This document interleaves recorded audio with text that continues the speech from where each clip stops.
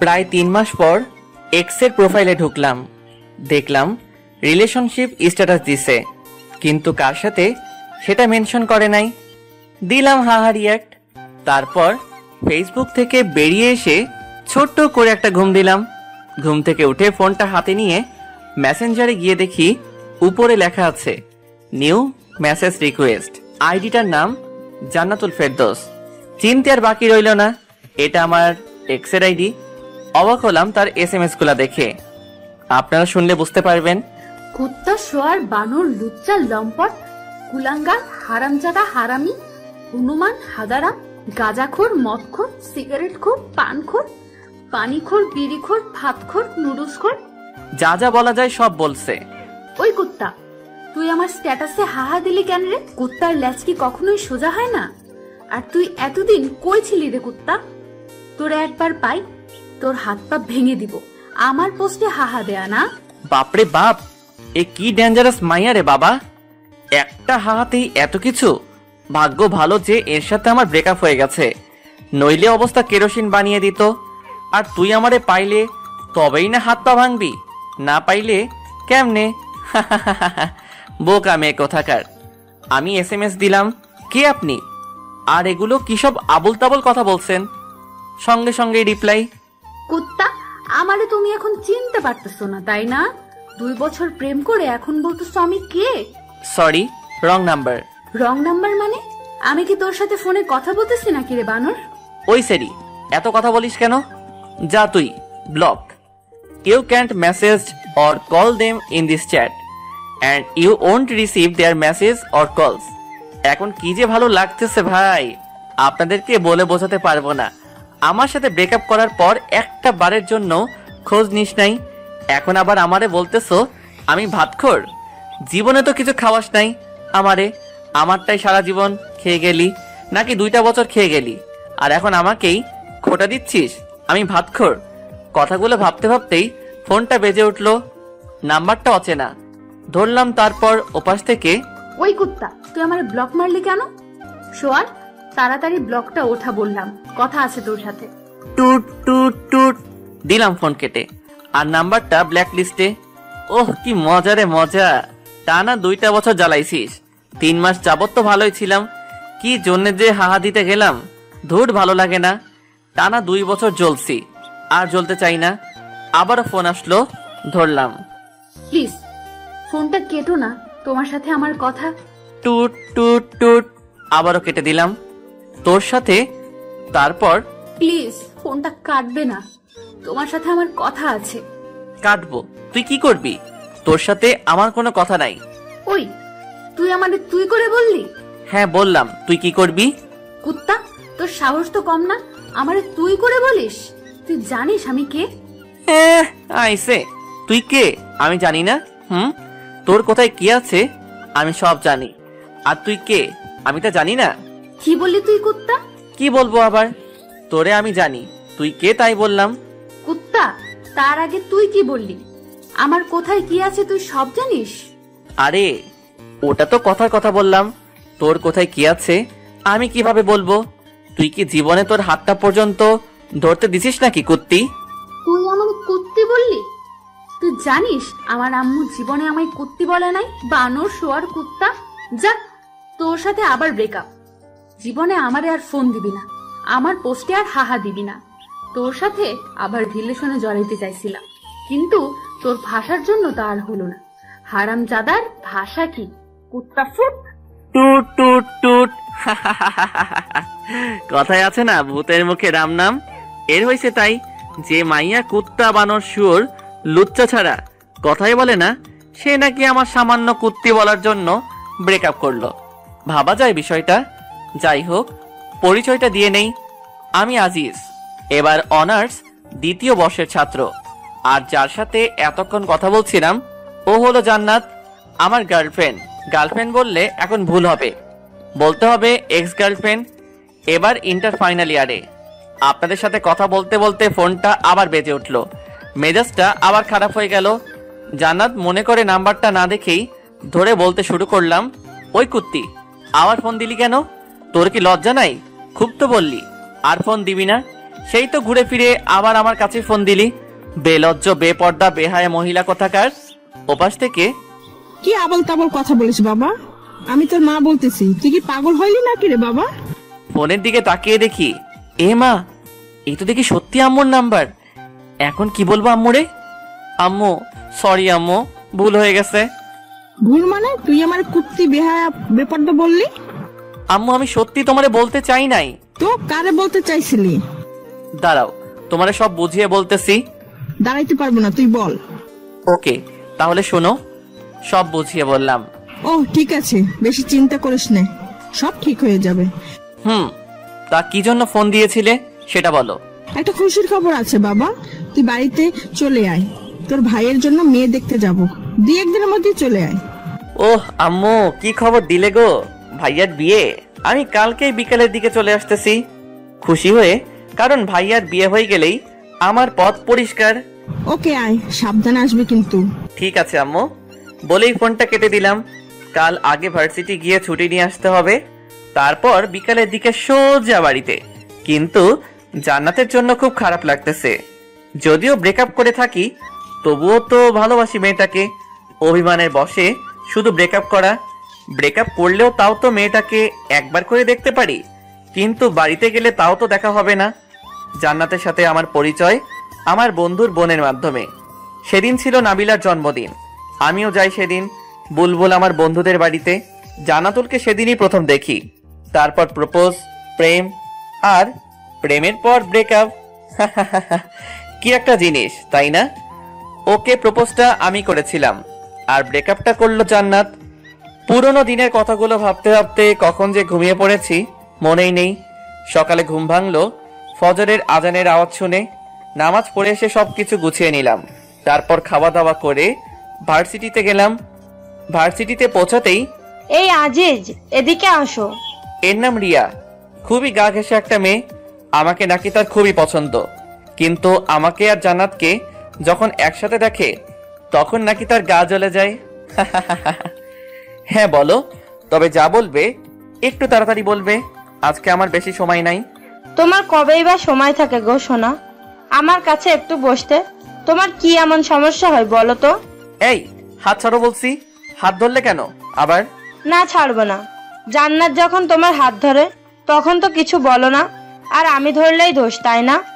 আর তোমাদের তো এখন ব্রেকআপ হয়ে গেছে, তা হাত ধরলে কোনো সমস্যা হবে না। কোনো মতে হাতটা ছাড়িয়ে, সেটাই তো গো সোনামণি, আমার গুলুগুলুটা।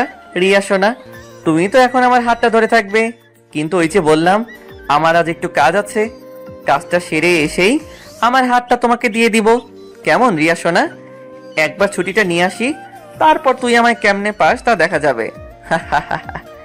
রিয়া যেন খুশিতে অবাক, আমি যে ওর সাথে এত ভালোভাবে কথা বলবো বিশ্বাসই করতে পারে নাই। তুমি আমাকে সোনা বলবে আজিজ? হ্যাঁ গো সোনা, আরো কত কি বলবো। আমি কাজটা সেরে আসি, তারপর না হয় সব হবে। ঠিক আছে, কিন্তু কোথায় যাবে? প্রিন্সিপালের রুমে। আচ্ছা, তুমি তাহলে যাও, আমি তোমার জন্য এখানেই অপেক্ষায় থাকি। আরে না না, তোমার অপেক্ষা করতে হবে না, তুমি বরং ক্লাসে যাও, আমি কাজটা সেরেই আসতেছি।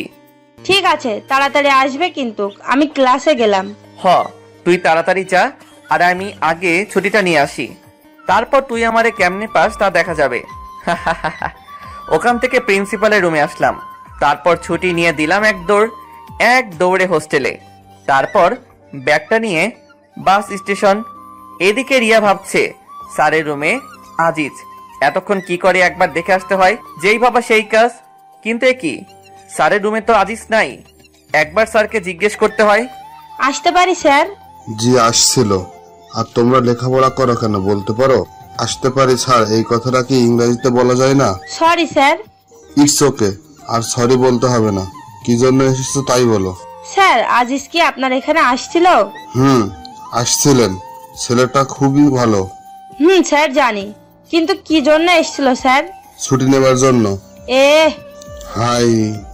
এদিকে টিকিট কেটে বাসে উঠে বসে আছি, হেডফোন কানে নিয়ে বসে আছি বাসের মধ্যে। হঠাৎ চোখ গেল বাসের দরজার দিকে। একটা মেয়ে, মাশাআল্লাহ দেখতে একদম দুধে আলতা। মেয়েটা দেখি আমার সিটের দিকেই এগিয়ে আসছে, আর আমি অপলক দৃষ্টিতে তার দিকে তাকিয়ে রয়েছি।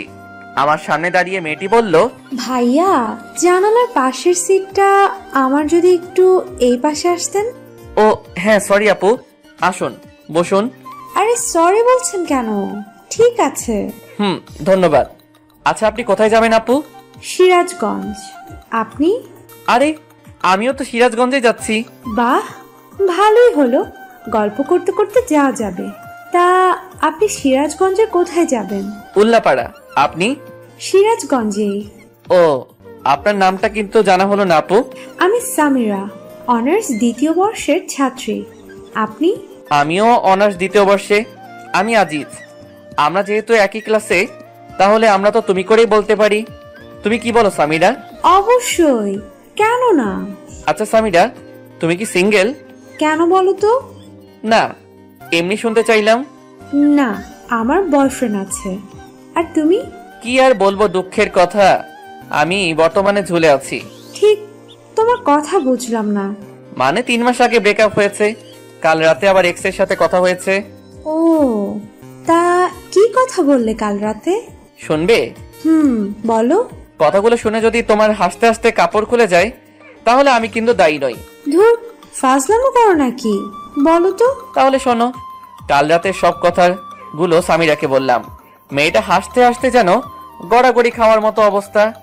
আমার সব কথা শুনে সামিরা হাসতে হাসতে বলল, আজিজ, তুমি তাহলে ভাত খোর। তুমিও শুরু করলে নাকি? আরে না, এমনি মজা করলাম। আচ্ছা আজিজ, একটা কথা বলবো। বলো। তুমি যদি ভাত খোর হও, তাহলে তুমি এত চিকন কেন? তোমায় তো দেখে মনে হয় না তুমি ভাত খোর। ধুর, ফাইজলামো করছো আমার সাথে। যাও, তোমার সাথেও কথা নাই। আরে আরে, রাগ করো কেন? আমি তো মজা করলাম। আচ্ছা সামিরা, ভাতখোর কাকে বলে বলতে পারবে?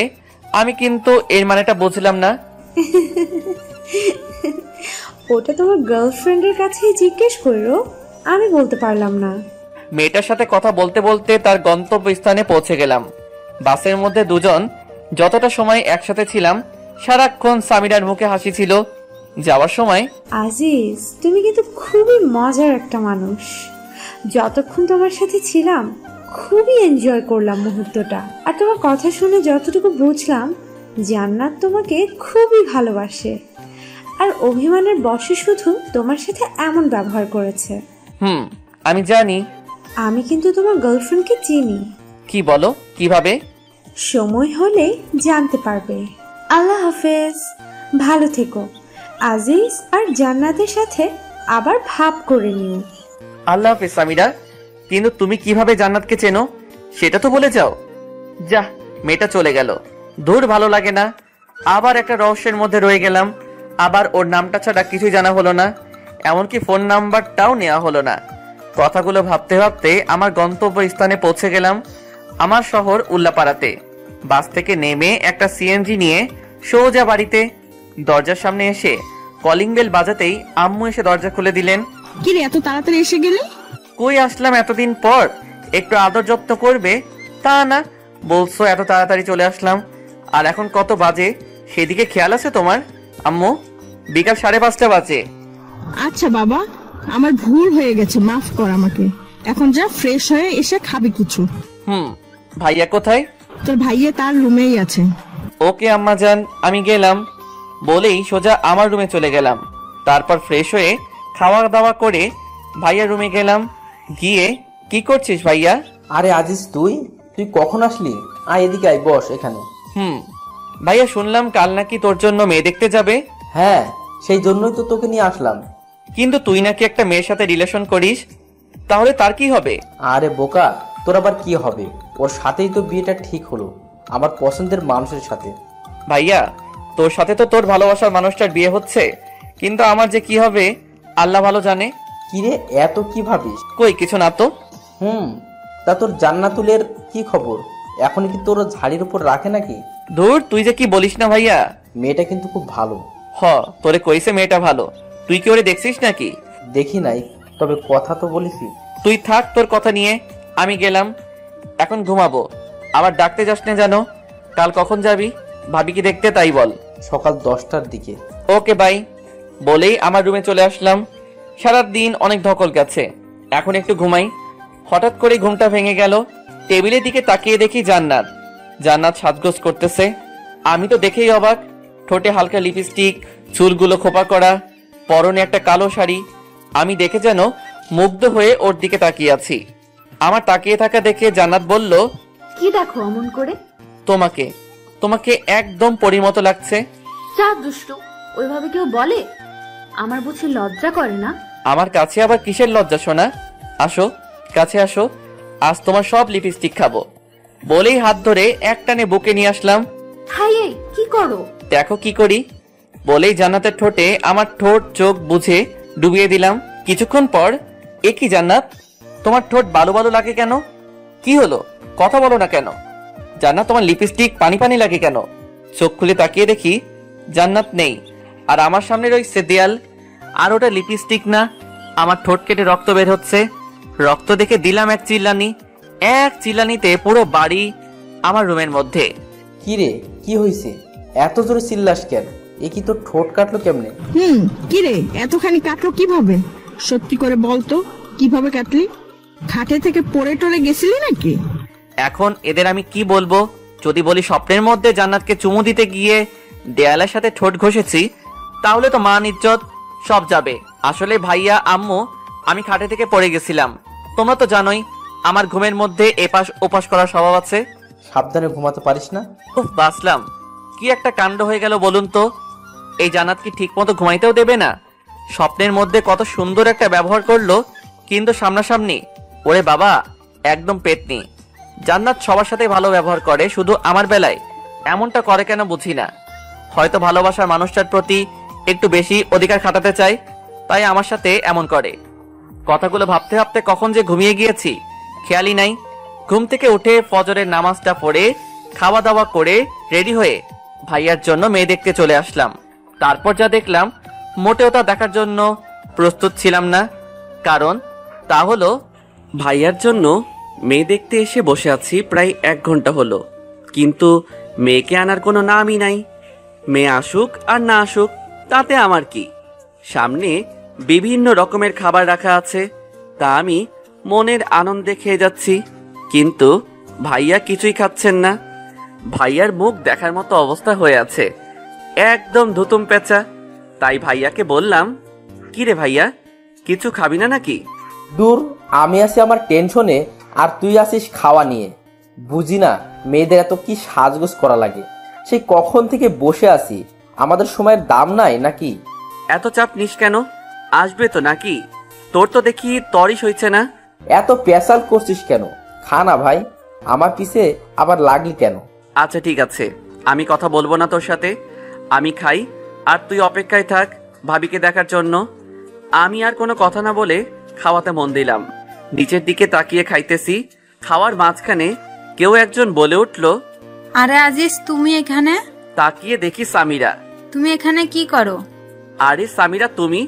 আমি তো আমার ভাইয়ার জন্য মেয়ে, মানে আমার ভাবিকে দেখতে এসেছি, কিন্তু তুমি এখানে কি করো? আরে আমি তো দুলালের।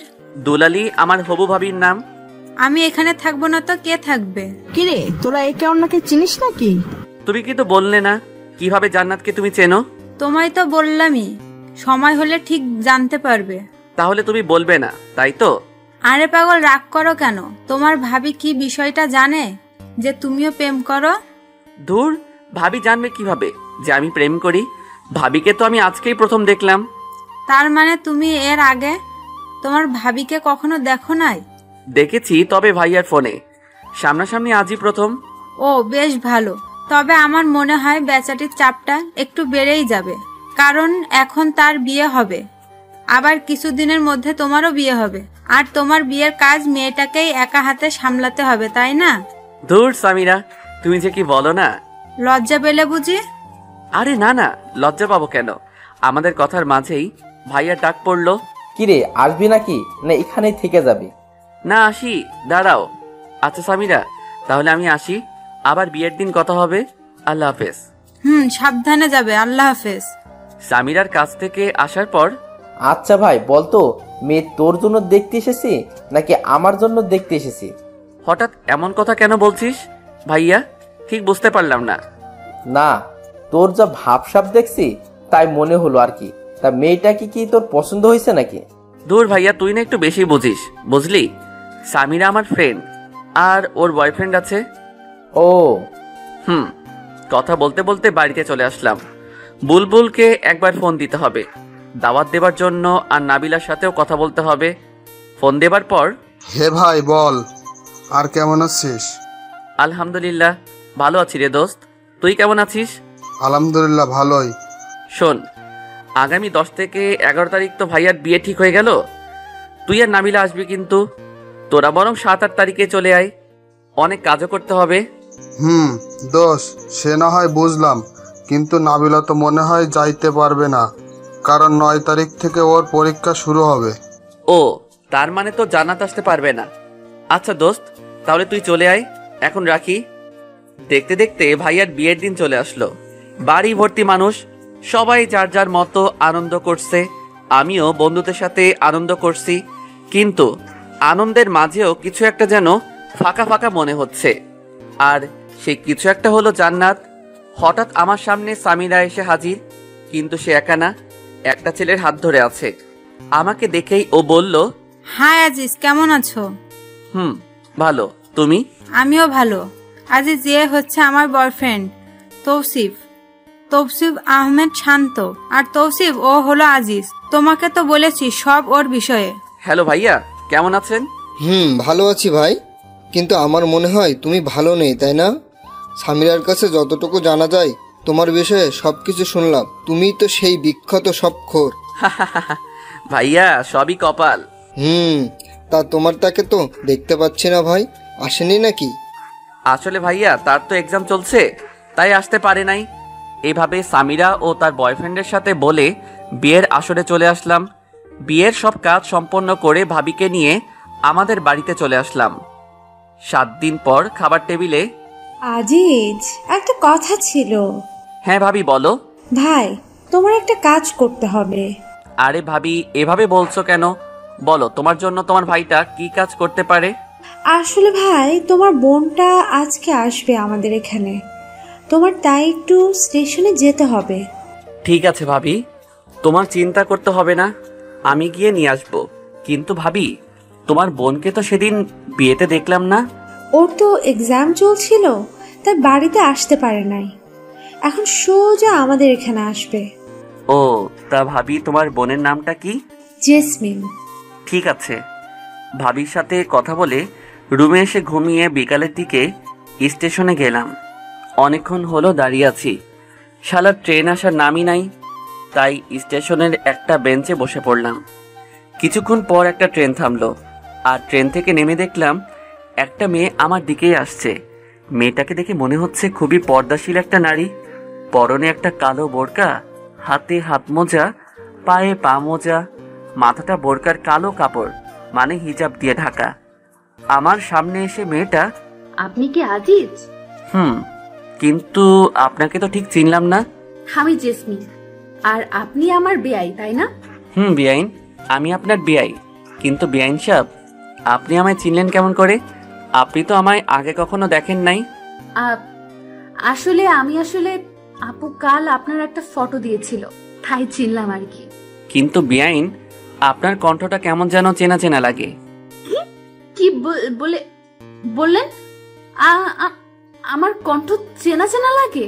আরে বেআইন, এমনি মজা করলাম। আপনি 10টা না 5টা না, একটা মাত্র বেআইন, তাই মজা করলাম। মাইন্ড করলেন নাকি? না না, মাইন্ড করব কেন? আমি কি এখানেই দাঁড়িয়ে থাকবো, নাকি আমাকে আপনাদের বাড়িতে নিয়ে যাবেন বেআই মশাই? ও হ্যাঁ, চলুন চলুন। চলুন। তারপর বেআইনকে নিয়ে বাড়িতে চলে আসলাম, আর ভাবিকে বললাম, ভাবি, এই নাও তোমার আমানত, সশরীরে নিয়ে এসেছি। ভাই, ধন্যবাদ। স্বাগত। শোনো, আমি এখন আবার ঘুমাবো, রাতে কিছু খাবো না, আবার ডাকতে যেও না যেন। সকালে বুকের উপর কিছু একটা ভারী ভারী অনুভব করলাম। মনে হচ্ছে কেউ একজন আমার বুকের উপর মাথা রেখে শুয়ে আছে। চোখ খুলে তাকিয়ে দেখি, এ কি?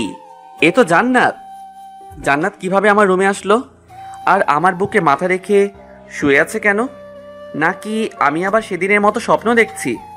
হয়তো স্বপ্নই হবে। সেদিন স্বপ্নে জান্নাত মনে করে দেয়ালের সাথে কি একটা কাণ্ড হয়ে গেল। ভাবতেই কেমন গা কেমনটা করে ওঠে। কিন্তু যদি এটা মানুষই না হয় তবে এত ভারী ভারী লাগে কেন? হাতে একটা চিমটি কেটে দেখলাম, না এটা তো স্বপ্ন না, সত্যি এটা জান্নাত। একবার ধাক্কা দিয়ে দেখি কে এটা। এই মেয়ে ওঠো। এই কি হয়েছে? ধাক্কাও কেন? তুমি এখানে কি করো? আর আমাদের বাড়িতে আসলে কেমন করে? জান্নাত চোখ খুলে তাকিয়ে দেখে সে আমার বুকের উপর শুয়ে আছে। অমনি লাফ দিয়ে ওঠে। আমি তো আসছি তোকে মারার জন্য। বুঝলাম, আমাকে মারতে এখানে আসছো, কিন্তু আমার বুকের উপর কি করো? আমি তো রুমে এসে দেখি তুই ঘুমিয়ে আছিস, তাই কিছু বলি নাই। কারণ আমি যাকে মারি সামনাসামনি মারি। আমি কি ভীতু নাকি? তাও বুঝলাম তুমি ভীতু না, কিন্তু আমাদের বাড়িতে আসলে কেমন করে তাই বলো। কাল তো তুই নিজেই আমাকে নিয়ে আসলি। কি বলো? আমি কখন তোমাকে নিয়ে আসলাম? কাল বিকালে। ধুর, ফাজলামো করিস নাকি আমার সাথে? কাল বিকালে কোথায় থেকে তোমাকে নিয়ে আসলাম? কেন স্টেশন থেকে? আরে কাল তো আমি আমার ভাবির বোনকে স্টেশন থেকে নিয়ে আসছি। তোমাকে কখন নিয়ে আসলাম? তোর ভাবির বোনই আমি। কিন্তু ভাবি যে বলল তার বোনের নাম জেসমিন। তো কি হয়েছে? তোমার নাম তো জান্নাত, জান্নাতুল ফেরদৌস। জেসমিন আমার ডাক নাম, ওই নামে শুধু আপুই ডাকে। তার মানে এক্স গার্লফ্রেন্ড এখন আমার বেআইন? ওই কুত্তা, তুই যে আমার এক্স ছিলি বা তোর সাথে যে আমার সম্পর্ক ছিল এটা যেন আমার আপু না জানতে পারে। শুধু আপু না, কেউ যেন জানতে না পারে। হয়, আমার তো আর খেয়ে দে কাজ নাই যে তোর মতো একটা পেতনি আমার গার্লফ্রেন্ড ছিল এটা সবাইকে বলে বেড়াবো। কুত্তা, তুই আমারে কি বললি? আমি পেতনি? ভুল কিছু তো বলি নাই। দাঁড়া কুত্তা, আজ তোর একদিন কি আমার একদিন। বলতেই জান্নাত কিছু একটা খুঁজতে লাগলো আর রুমের এক কোণ থেকে একটা ফুলঝাড়ু পেল। ওইটা হাতি নিয়ে আমার দিকে তেড়ে আসলো মারবার জন্য। যেই বাড়ি মারবে অমনি ভাবির ডাক পড়লো, জান্নাত, এই জান্নাতুল, কই গেলি? ভাবি, বেআই সাহেব আমার রুমে। জান্নাত অমনি ফুলঝাড়ুটা ফেলে দিল। কি রে, এখানে কি করছিস? ভাবি, বেআইনের সাথে একটু মজা করছিলাম, তাই না বেআইন? আপু, আমার বেআইটা না খুবই মজার। আচ্ছা বুঝলাম, এখন চল। ঘুম থেকে উঠে তো ফ্রেশও হোস নাই, আগে ফ্রেশ হয়ে খাওয়া দাওয়া করে নে, তারপর দুজনে গল্প করিস। এখন আর মহারাজ আপনিও ফ্রেশ হয়ে নিচে খেতে আসুন। বলেই ভাবি জান্নাতকে নিয়ে চলে গেল। আর জান্নাত ওদিকে মনে মনে বলছে, আমাকে পেতনি বলা তাই না? এখন যদি আপু না আসতো তবে শয়তানটার হাড়গোড় ভেঙে ফেলতাম। কিন্তু শয়তানটা কি বোঝে না যে এই পেতনিটা ওকে কতটা ভালোবাসে? আর এইদিকে আমি, উফ, এখন কি যে একটা কাণ্ড হয়ে যেত। ভাবি যদি না আসতো তবে আর আমি আস্ত থাকতাম না। ধন্যবাদ ভাবি। কিন্তু ভাই, এক্স গার্লফ্রেন্ড যখন বেআইন হয় তখন যে এতটা ঝামেলা হয় তা জানা ছিল না। বলেই ফ্রেশ হতে চলে গেলাম। ফ্রেশ হয়ে বের হতেই ফোনটা বেজে উঠল। ফোনের স্ক্রিনের দিকে তাকিয়ে দেখি এ তো নাদিয়ার নাম্বার। নাদিয়া আমার স্কুল লাইফের ফ্রেন্ড, আর ও তো এখন চিটাগাঙে। রিসিভ করার পর, ওই কুত্তা, তুই নাকি এখন বাড়িতে? তো কি হয়েছে? তুই তো চিটাগাঙে এখন, তাই না? না, আমি বাড়িতে আসছি আজ 5 দিন হলো। আর কুত্তা, তুই বাড়িতে আমায় বলবি না? আমি একা একা বাড়িতে বসে বসে বোরিং হচ্ছে। তুই কি আমায় বলতে পারতি না যে তুই বাড়িতে আসছিস? আমি এত কিছু জানি না। বিকালে আমার সাথে দেখা কর তুই। আচ্ছা, তুই স্কুলের মাঠে চলে আয়, বিকালে আমিও আসছি। ওকে, এখন রাখি, বিকালে কথা হবে। বুঝি না মেয়েরা এত কথায় কথায় কুত্তা বলে কেন। নাদিয়ার সাথে কথা বলে খাবার টেবিলে চলে আসলাম। খাবার মধ্যে আম্মু বললেন, আজিজ, জি আম্মু। বিকালে জান্নাতকে নিয়ে একটু ঘুরিয়ে নিয়ে আসিস। মেয়েটা আসছে থেকে একা একা ঘরে বসে আছে। কিন্তু আম্মু আসতো। আমি কোনো কিন্তু শুনতে চাই না, যা বললাম তাই যেন হয়। ঠিক আছে, ওনাকে রেডি থাকতে বইলো। কথাটা বলে জান্নাতের দিকে তাকালাম, দেখলাম মেয়েটা অনেক খুশি। বিকেলে বাইক নিয়ে বাইরে জান্নাতের জন্য অপেক্ষা করছি, কিন্তু মহারানীর আসার খবরই নাই। কিছুক্ষণ পর একটা সাদা পরী যেন নেমে আসলো আমার সামনে। এটা জান্নাত। সাজের আর বর্ণনা দিলাম না, কারণ আপনারাও প্রেমে পড়ে যেতে পারেন। জান্নাত দাঁড়িয়ে আছে দেখে আমি বললাম, কি হলো, উঠবেন না নাকি? নাকি আমি একাই চলে যাব? না না, দাঁড়াও, আমিও যাব। তাহলে উঠুন। আচ্ছা আজিজ, দেখো আমায় কেমন দেখা যাচ্ছে? ভালো। জান্নাত হয়তো শুধু এইটুকু আশা করে নাই আমার থেকে, ও ভেবেছে আরো অনেক কিছু বলবো। কিন্তু পেতনিটা জানে না যে তাকে কতটা সুন্দর লাগছে। তারপর দুজন স্কুলের মাঠে চলে আসলাম। দেখি নাদিয়া আগে থেকেই বসে আছে। নাদিয়া আমাকে দেখে আমার কাছে চলে আসলো। এতক্ষণে আসার সময় হলো তোর? সে কখন থেকে বসে আছে? আর এই মেয়েটা কে দোস্ত? দোস্ত, ওর নাম জান্নাত, আমার বেআইন। ও, কিন্তু তোর সাথে যে আমার কিছু কথা আছে। তো বল কি কথা? না, এখানে না, তুই এদিকে আয়। আর আপু, তুমি একটু এখানে বসে থাকো, আমরা আসছি। বলেই নাদিয়া আমার হাত ধরে টানতে টানতে নিয়ে ফাঁকা জায়গায় চলে এলো। আর এদিকে জান্নাত ভাবছে, এ কি গায়ে পড়া মেয়ে রে বাবা! এই ছেমরি তো রিয়া আপুর থেকেও বেশি গায়ে পড়া মেয়ে। আর কি এমন কথা যা আমার সামনে বলা গেল না? না, এই মেয়েটাকে আমার সুবিধার মনে হচ্ছে না। ধুর, ভালো লাগে না। আর এদিকে নাদিয়ার সাথে প্রায় 10 মিনিটের মতো কথা বলে জান্নাতের কাছে আসলাম। কি কথা হলো তা না হয় পরে একদিন শুনবেন, এখন থাক। এসে দেখি মেয়েটা আনমনে কি যেন ভাবছে। তারপর নাদিয়া চলে গেল আর আমি জান্নাতকে নিয়ে পুরা গ্রাম ঘুরলাম। আমার সাথে ঘুরতে পেরে জান্নাত অনেক খুশি। একটা কথা বলবো? বলো। পেতনিটা কে? কোন পেতনি? লুচ্চা, বোঝো না কোন পেতনি? বানর কুত্তা, এতক্ষণ যার সাথে কথা বলে আসলি সেই পেতনি। ও, ওর নাম তো নাদিয়া, আমার স্কুল লাইফের ফ্রেন্ড। বুঝলাম। এখন চল, বাড়িতে যাব। তারপর জান্নাতকে নিয়ে বাড়িতে চলে আসলাম। রাত 9টা। ছাদে নাদিয়ার সাথে ফোনে কথা বলতেছি। তখনই খেয়াল করলাম কেউ একজন ছাদে এসেছে। পিছনে তাকিয়ে দেখি জান্নাত। তাই নাদিয়াকে বললাম, দোস্ত, তোর সাথে পরে কথা বলি। কার সাথে কথা বলছিলি? নাদিয়ার সাথে। কেন বলো তো? আর যেন ওই পেতনিটার সাথে কথা বলতে না দেখি। কেন কথা বলবো না? আর বললে কি করবে? একদম গলা টিপে দিব। কি? জি। কিন্তু কেন? আমি তোমার কি হই যে? আর কিছু বলতে পারলাম না। তার আগে আমার ঠোঁটে জান্নাতের ঠোঁট ডুবিয়ে দিল। কতক্ষণ ছিল ঠিক বলতে পারবো না। ছাড়ার পর, কজ আই লাভ ইউ। আর একদিন ওই পেতনিটার সাথে কথা বললে দেখ কি করি তোর। বলেই দৌড়ে চলে গেল। বুঝলাম না কিছু। জান্নাত কি আমার সাথে ব্রেকআপ করলো? আর এখনো নিজেই বলছে আই লাভ ইউ। হুট করেই জান্নাত তার ঠোঁট দুটো আমার ঠোঁটের মধ্যে মিলিয়ে দিল।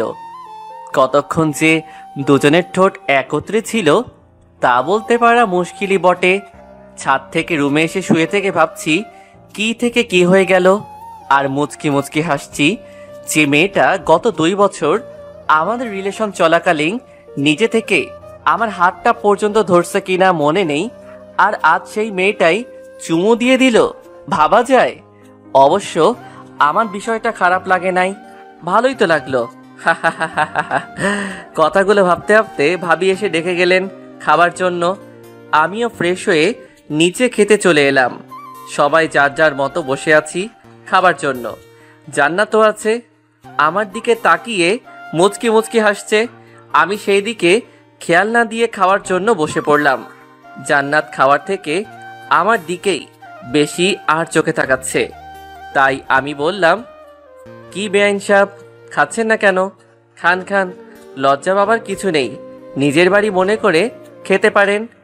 কি ভাবি, আমি ঠিক বলছি না? জান্নাত আমার দিকে এবার রাগী চোখে তাকালো। ঠিকই তো বলছিস। কিরে জান্নাত, খাচ্ছিস না কেন? এই তো খাইতেছি তো আপু। আর বেআই মশাই লজ্জা পাবো কেন? এটা তো আমার নিজের বাড়িই মনে করি। আর এটা তো আমারও বাড়ি, তাই না? মনে মনে বললাম, আজ বেআইন ডাকছো, কাল যদি তোমায় বউ না ডাকাতে পারি তবে আমার নামও জান্নাত না, বলে রাখলাম। তোরা খাবার সময় কি শুরু করলি? আর ছোট আব্বাজান? আম্মু মাঝে মাঝেই আমাকে ছোট আব্বাজান বলে ডাকে। জি আম্মু বলো। তোর খালাম্মা আজ ফোন দিয়েছিল, তোকে যাইতে বলছে। কিন্তু আম্মু, আমি এখন কিভাবে যাব? কেন বাবা, কেন যাইতে পারবা না? আমি তো তোমার ফোন টেপা আর ঘুরে বেড়ানো ছাড়া আর কোনো কাজ দেখি না, তাহলে কেন যাইতে পারবা না? উপায় নাই, এখন যেতেই হবে। ঠিক আছে, কবে যাইতে হবে? কাল সকাল সকাল বেরিয়ে পড়বি, আর 4-5 দিন থেকে তারপর বাড়িতে আসবি। তোর খালা মনির কাছ থেকে আবার যেন শুনতে হয় না তুই বাড়ি আসার জন্য তার কাছে বায়না করছিস। ঠিক আছে, 4-5 দিন থেকে তারপর বাড়িতে আসবো। এবার খুশি? খুশি। জান্নাত মা, তুমি তাহলে সকাল সকাল রেডি হয়ে থাকো মা। মা, ঠিক আছে। বুঝলাম না আম্মু, জান্নাত রেডি থেকে কি করবে? আর ওই, আপনি আমার আম্মুরে মা ডাকছেন কেন? জান্নাত তো তোর সাথে যাবে। আমি মা বলে ডাকবো, তাতে আপনার কি?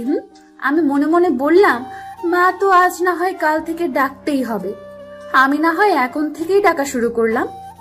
আমার বোকা বরটা বোঝেও না, আর একবার শুধু কাল তোমার সাথে বেরোতে পারি, তারপর দেখো তোমায় কেমন না জানো না চাই। আমি আর কি কমো, সবই তোমাদের ইচ্ছা। পরদিন সকাল 8টায় রেডি হয়ে বাইকে দাঁড়িয়ে আছি। কিছুক্ষণ পর জান্নাত আসলো, সাথে আম্মু আর ভাবি। তাদের কাছে থেকে বিদায় নিয়ে বাইকটা নিয়ে বেরিয়ে পড়লাম।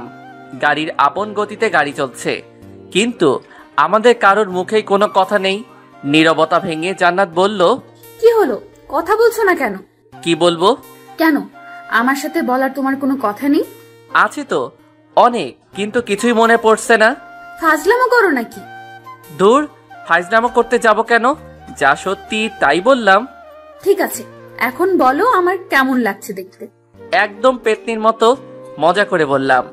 দেখতে তো মাশাআল্লাহ পরীর মতো সুন্দর। কি বললি কুত্তা? আউ, মারলে কেন? যা সত্যি তাই তো বললাম। আমার পেতনির মতো দেখতে, তাই না? গাড়ি থামা, গাড়ি থামা বলছি। কেন? যা বললাম তাই কর।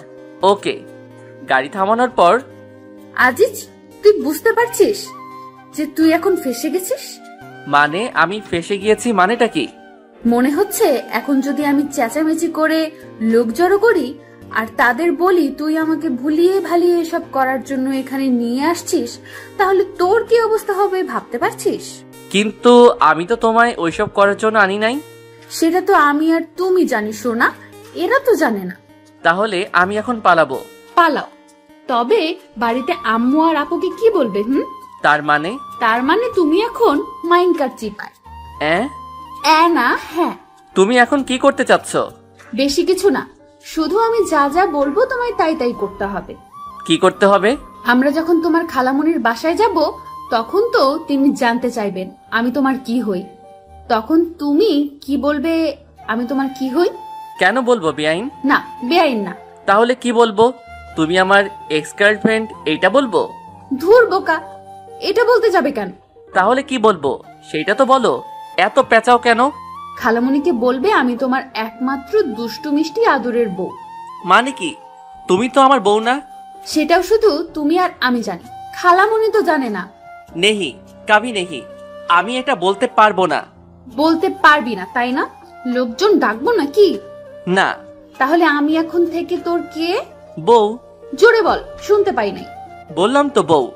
এভাবে না, বল যে তুমি আমার একমাত্র বউ, নইলে ডাকবো নাকি? না না, বলছি। বল। তুমি আমার একমাত্র আদরের বউ। এই তো আমার সোনা বর, আমার জানুটা, আমার গুলুমুলু বাবুটা। এখন চলো যাও যাক সোনা মোনা। চলো। গাড়ি চলছে তো চলছেই, আর আমি শুধু ভাবছি কি যে হতে চলেছে। আমার খালাম্মা তো একদম সহজ সরল একজন মানুষ। জান্নাতের মতলবটা আমি কিছুই বুঝতে পারলাম না। বাইকের আয়নাতে দেখতে পেলাম জান্নাত মুচকি মুচকি হাসছে। এ যেন তার বিজয়ের হাসি। সারা রাস্তা আর একটা কথা হয় নাই দুজনের। গাড়ি এসে থামলো খালামণিদের বাড়ির সামনে। তারপর কলিং বেল দেবার আগে জান্নাত, মনে আছে তো আমি এখন তোমার কে? বউ, একমাত্র আদরের বউ। আমার সোনা বরটা, তোরে দিলাম চুম্মা। তারপর কলিং বেলটা দিলাম। কিছুক্ষণ পরে খালামণি এসে দরজাটা খুলে দিলেন। তারপর আমাকে জড়িয়ে ধরলেন। তারপর খালা জান্নাতের দিকে তাকিয়ে বললেন, কেমন আছিস তোরা? আলহামদুলিল্লাহ ভালো খালাম্মা, তুমি কেমন আছো? আলহামদুলিল্লাহ, আমিও ভালো আছি। ও নিশ্চয় আমাদের বৌমার বোন, তাই না? জি খালাম্মা, তাছাড়াও আমার একটা পরিচয় আছে। কি গো, বলো না কেন, বলো। আরো একটা পরিচয় মানে? সেটা কি? না মানে খালা, জান্নাত আমার বউ। কি, তোমরা বিয়ে করে নিলে আর আমাকে জানালে না? খালামণি, আমরা যে বিয়ে করেছি এটা কেউ জানে না। এমনকি আমাদের এখনো বাসরটাও হয় নাই। কত শখ ছিল আমার বরটার সাথে বাসর করব, তা এখনো হয়ে ওঠেনি। মাইয়াই বলে কি, এখানে আবার বাসর কই থেকে আসলো? কি করতে চাচ্ছে জান্নাত? আমি তো কিছুই বুঝতে পারছি না। প্রথমে বিয়ে না করেই আমার বউ হয়ে গেল, আর এখন বলছে বাসরের কথা। আল্লাহ রক্ষা করুন আমায়, কোথায় যে ফেসে যাচ্ছি নিজেও তো বুঝতে পারছি না। কি, তোরা যে বিয়ে করেছিস বাড়িতে কেউ জানে না? না গো খালামণি, কেউ জানে না। আজিজ বলল খালামণি নাকি অনেক ভালো, আর তোমার কাছে আসলে নাকি তুমি সবকিছু সমাধান করে দিবে। তাই তো তোমার কাছে আমরা চলে আসলাম। তোরা চিন্তা করিস না, আমি সব ঠিক করে দেব। আর আজিজ, তুই বিয়ে করবি আমাকে একবার বলতে পারতি, আমি কি না করতাম নাকি রে বাবা? তুই জানিস না তোর খালামণি তোকে কতটা ভালোবাসে। আমার কতটা ইচ্ছে ছিল তোর বিয়ের কাজ আমি নিজের হাতে করব, তা তুই করতে দিলি না। খালামণি, তুমি কি এখন আমাদের কথা শুনবে নাকি ভিতরে ঢুকতে দিবে? আর আলিফকে তো দেখছি না, ও কোথায়? আলিফ আমার খালাতো ভাইয়ের নাম। ও হে, ভিতরে আয়। আর তোর ভাই তো কলেজে গেছে, তোরা আলিফের রুমে গিয়ে বসে বিশ্রাম নে। আমি ততক্ষণে তোদের রুমটা গুছিয়ে নেই, কেমন? ঠিক আছে খালামণি, আর আলিফ আসলে আমার কাছে পাঠিয়ে দিও। বাবা, তোর ফোনটা দিয়ে যা, আলিফকে ফোন দিয়ে তাড়াতাড়ি আসতে বলি। খালামণিকে ফোনটা দিয়ে আলিফের রুমে দুজনে চলে আসলাম। তারপর আমি, ওই তোর মতলবটা কি বলতো? তোমার ভাবসাব মোটেও সুবিধার মনে হচ্ছে না আমার কাছে। কেন জানো, তোমার কি মনে হচ্ছে? আর আমার বরটা কি রাগ করলো নাকি? আমি মোটেও তোমার বর নই।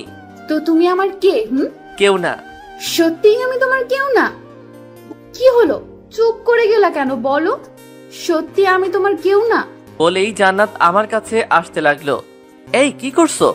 কাছে আসবে না, দূরে থাকো বলছি। কাছে আসবো? তুমি কি করবে? কি করবে? আমি কিন্তু চেঁচাবো।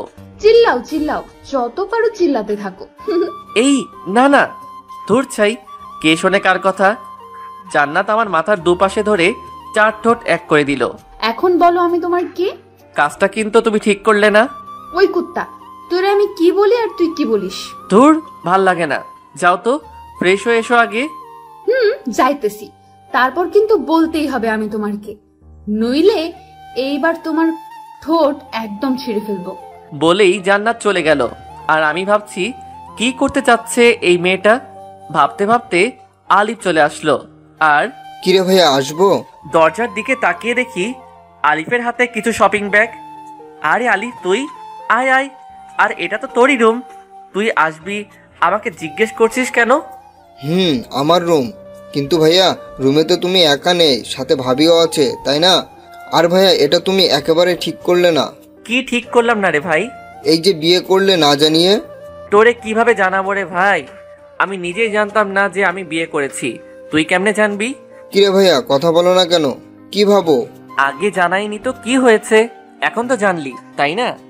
নাও, এইগুলো নাও, আর তাড়াতাড়ি এগুলো পরে বাইরে আসো। কি এগুলো? তোমার জন্য পাঞ্জাবি আর ভাবির জন্য বেনারসি। কিন্তু এগুলা কেন? আম্মু বলল তোমাকে নাকি বর বেশে দেখবে, তাই তাড়াতাড়ি চেঞ্জ করে চলে আসো। আর এই নাও তোমার ফোন, আম্মু দিল। রেখে যা। কিছুক্ষণ পরে জান্নাত বাথরুম থেকে বেরিয়ে আসলো। তারপর, কার সাথে কথা বললে গো এতক্ষণ? আলিফ আসছিল এগুলো দেবার জন্য। কি এগুলো? খুলে দেখো। ওয়াও, খুব সুন্দর এগুলো। আমাদের জন্য? আমার খুব পছন্দ হয়েছে, কিন্তু এগুলো কিসের জন্য? সবকিছু খুলে বললাম কি জন্য। তারপর দুজন রেডি হয়ে বাহিরে আসলাম। বাহিরে বের হয়ে যা দেখলাম, একজন মুরব্বী লোক খাতা কলম নিয়ে বসে আছে। দেখে মনে হচ্ছে কাজী হবে হয়তো, কিন্তু কেন? আয়, তোরা এখানে বস। খালামণি, উনি কে? উনি তো কাজী সাহেব। তোদের আবার বিয়ে দেবার জন্য নিয়ে আসলাম আলিফকে দিয়ে। আমার অনেক দিনের শখ ছিল তোর বিয়ে আমি নিজে দাঁড়িয়ে থেকে দিব। আমি জান্নাতের দিকে তাকিয়ে দেখলাম মেয়েটা মনে হয় এই কথাটা শোনার জন্য মোটেও প্রস্তুত ছিল না। মুখটা একদম ফ্যাকাশে হয়ে গেছে, সাথে আমারও একই অবস্থা।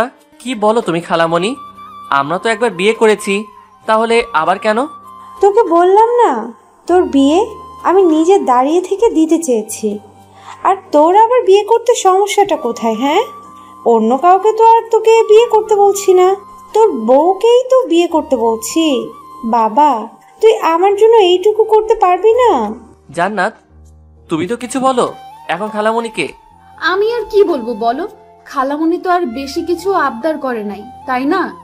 খালামণি, আমরা রাজি। আলহামদুলিল্লাহ। কাজী সাহেব, আপনি বিয়ের কাজ শুরু করুন। আমি কিছুই বুঝতে পারছি না, কি থেকে কি হয়ে যাচ্ছে। এখন খালামণিকেও সত্যটা বলতে পারবো না, কারণ সে খুব কষ্ট পাবে। কি করব এখন আমি? এই সব ভাবতে ভাবতে কখন যে কবুল বলে দিয়েছি। অবশেষে জান্নাত আর আমার বিয়েটা হয়ে গেল। রাত 10টা, বাসর ঘরের মধ্যে বসে আছে জান্নাত। আমি দরজাটা খুলে ভিতরে ঢুকে রীতিমতো অবাক হলাম, কারণ ঘরটা অনেক সুন্দরভাবে সাজানো। এত অল্প সময়ে এত কিছু কিভাবে সাজালো খালামণি বুঝতে পারছি না। মনে হচ্ছে আগে থেকে সাজানো ছিল ঘরটা।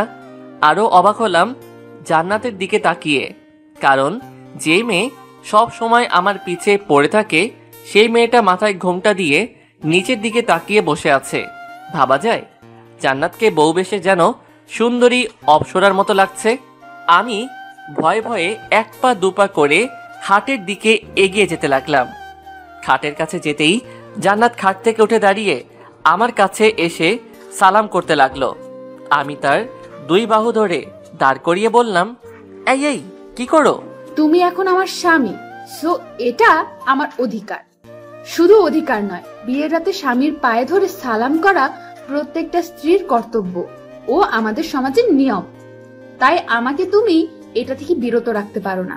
কি আর করা, এই মেয়ের সাথে কথায় পারা খুবই মুশকিল। তারপর জান্নাত আবার আমার পা ছুঁয়ে সালাম করে নিল। তারপর, তোমার কি ওযু আছে? না থাকলে করে আসো, আমরা 2 রাকাত নামাজ আদায় করব। আমি ওযু করে আসছি, তোমার আছে?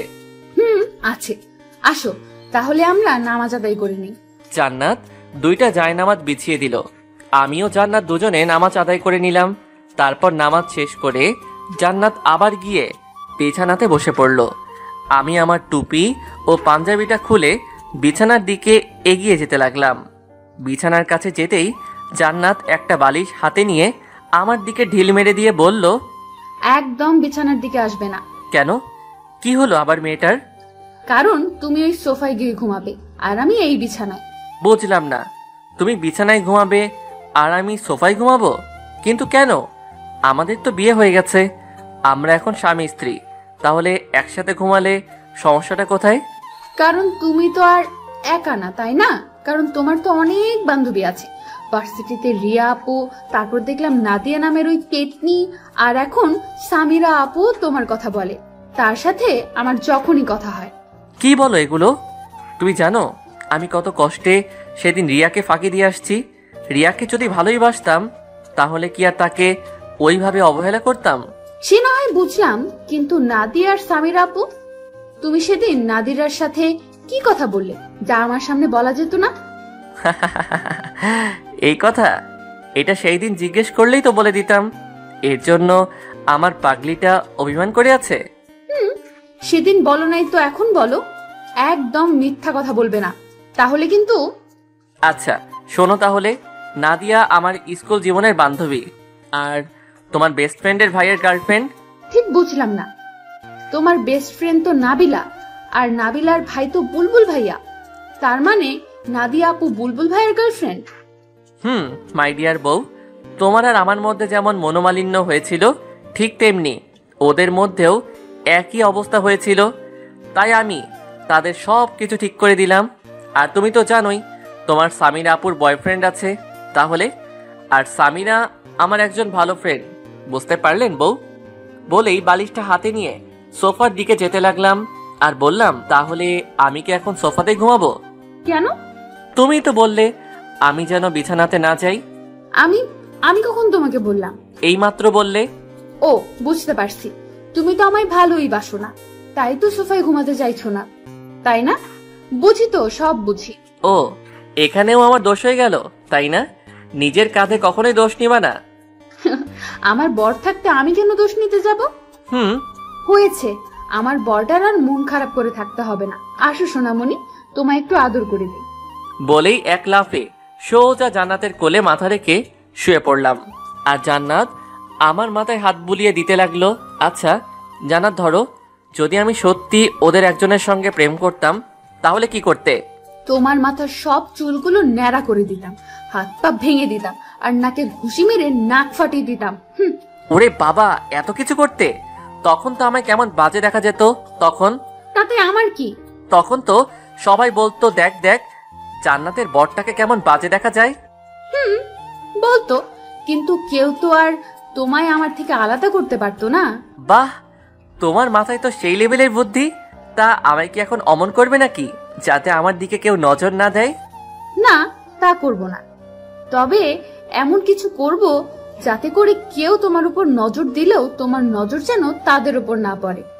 সেটা কিভাবে?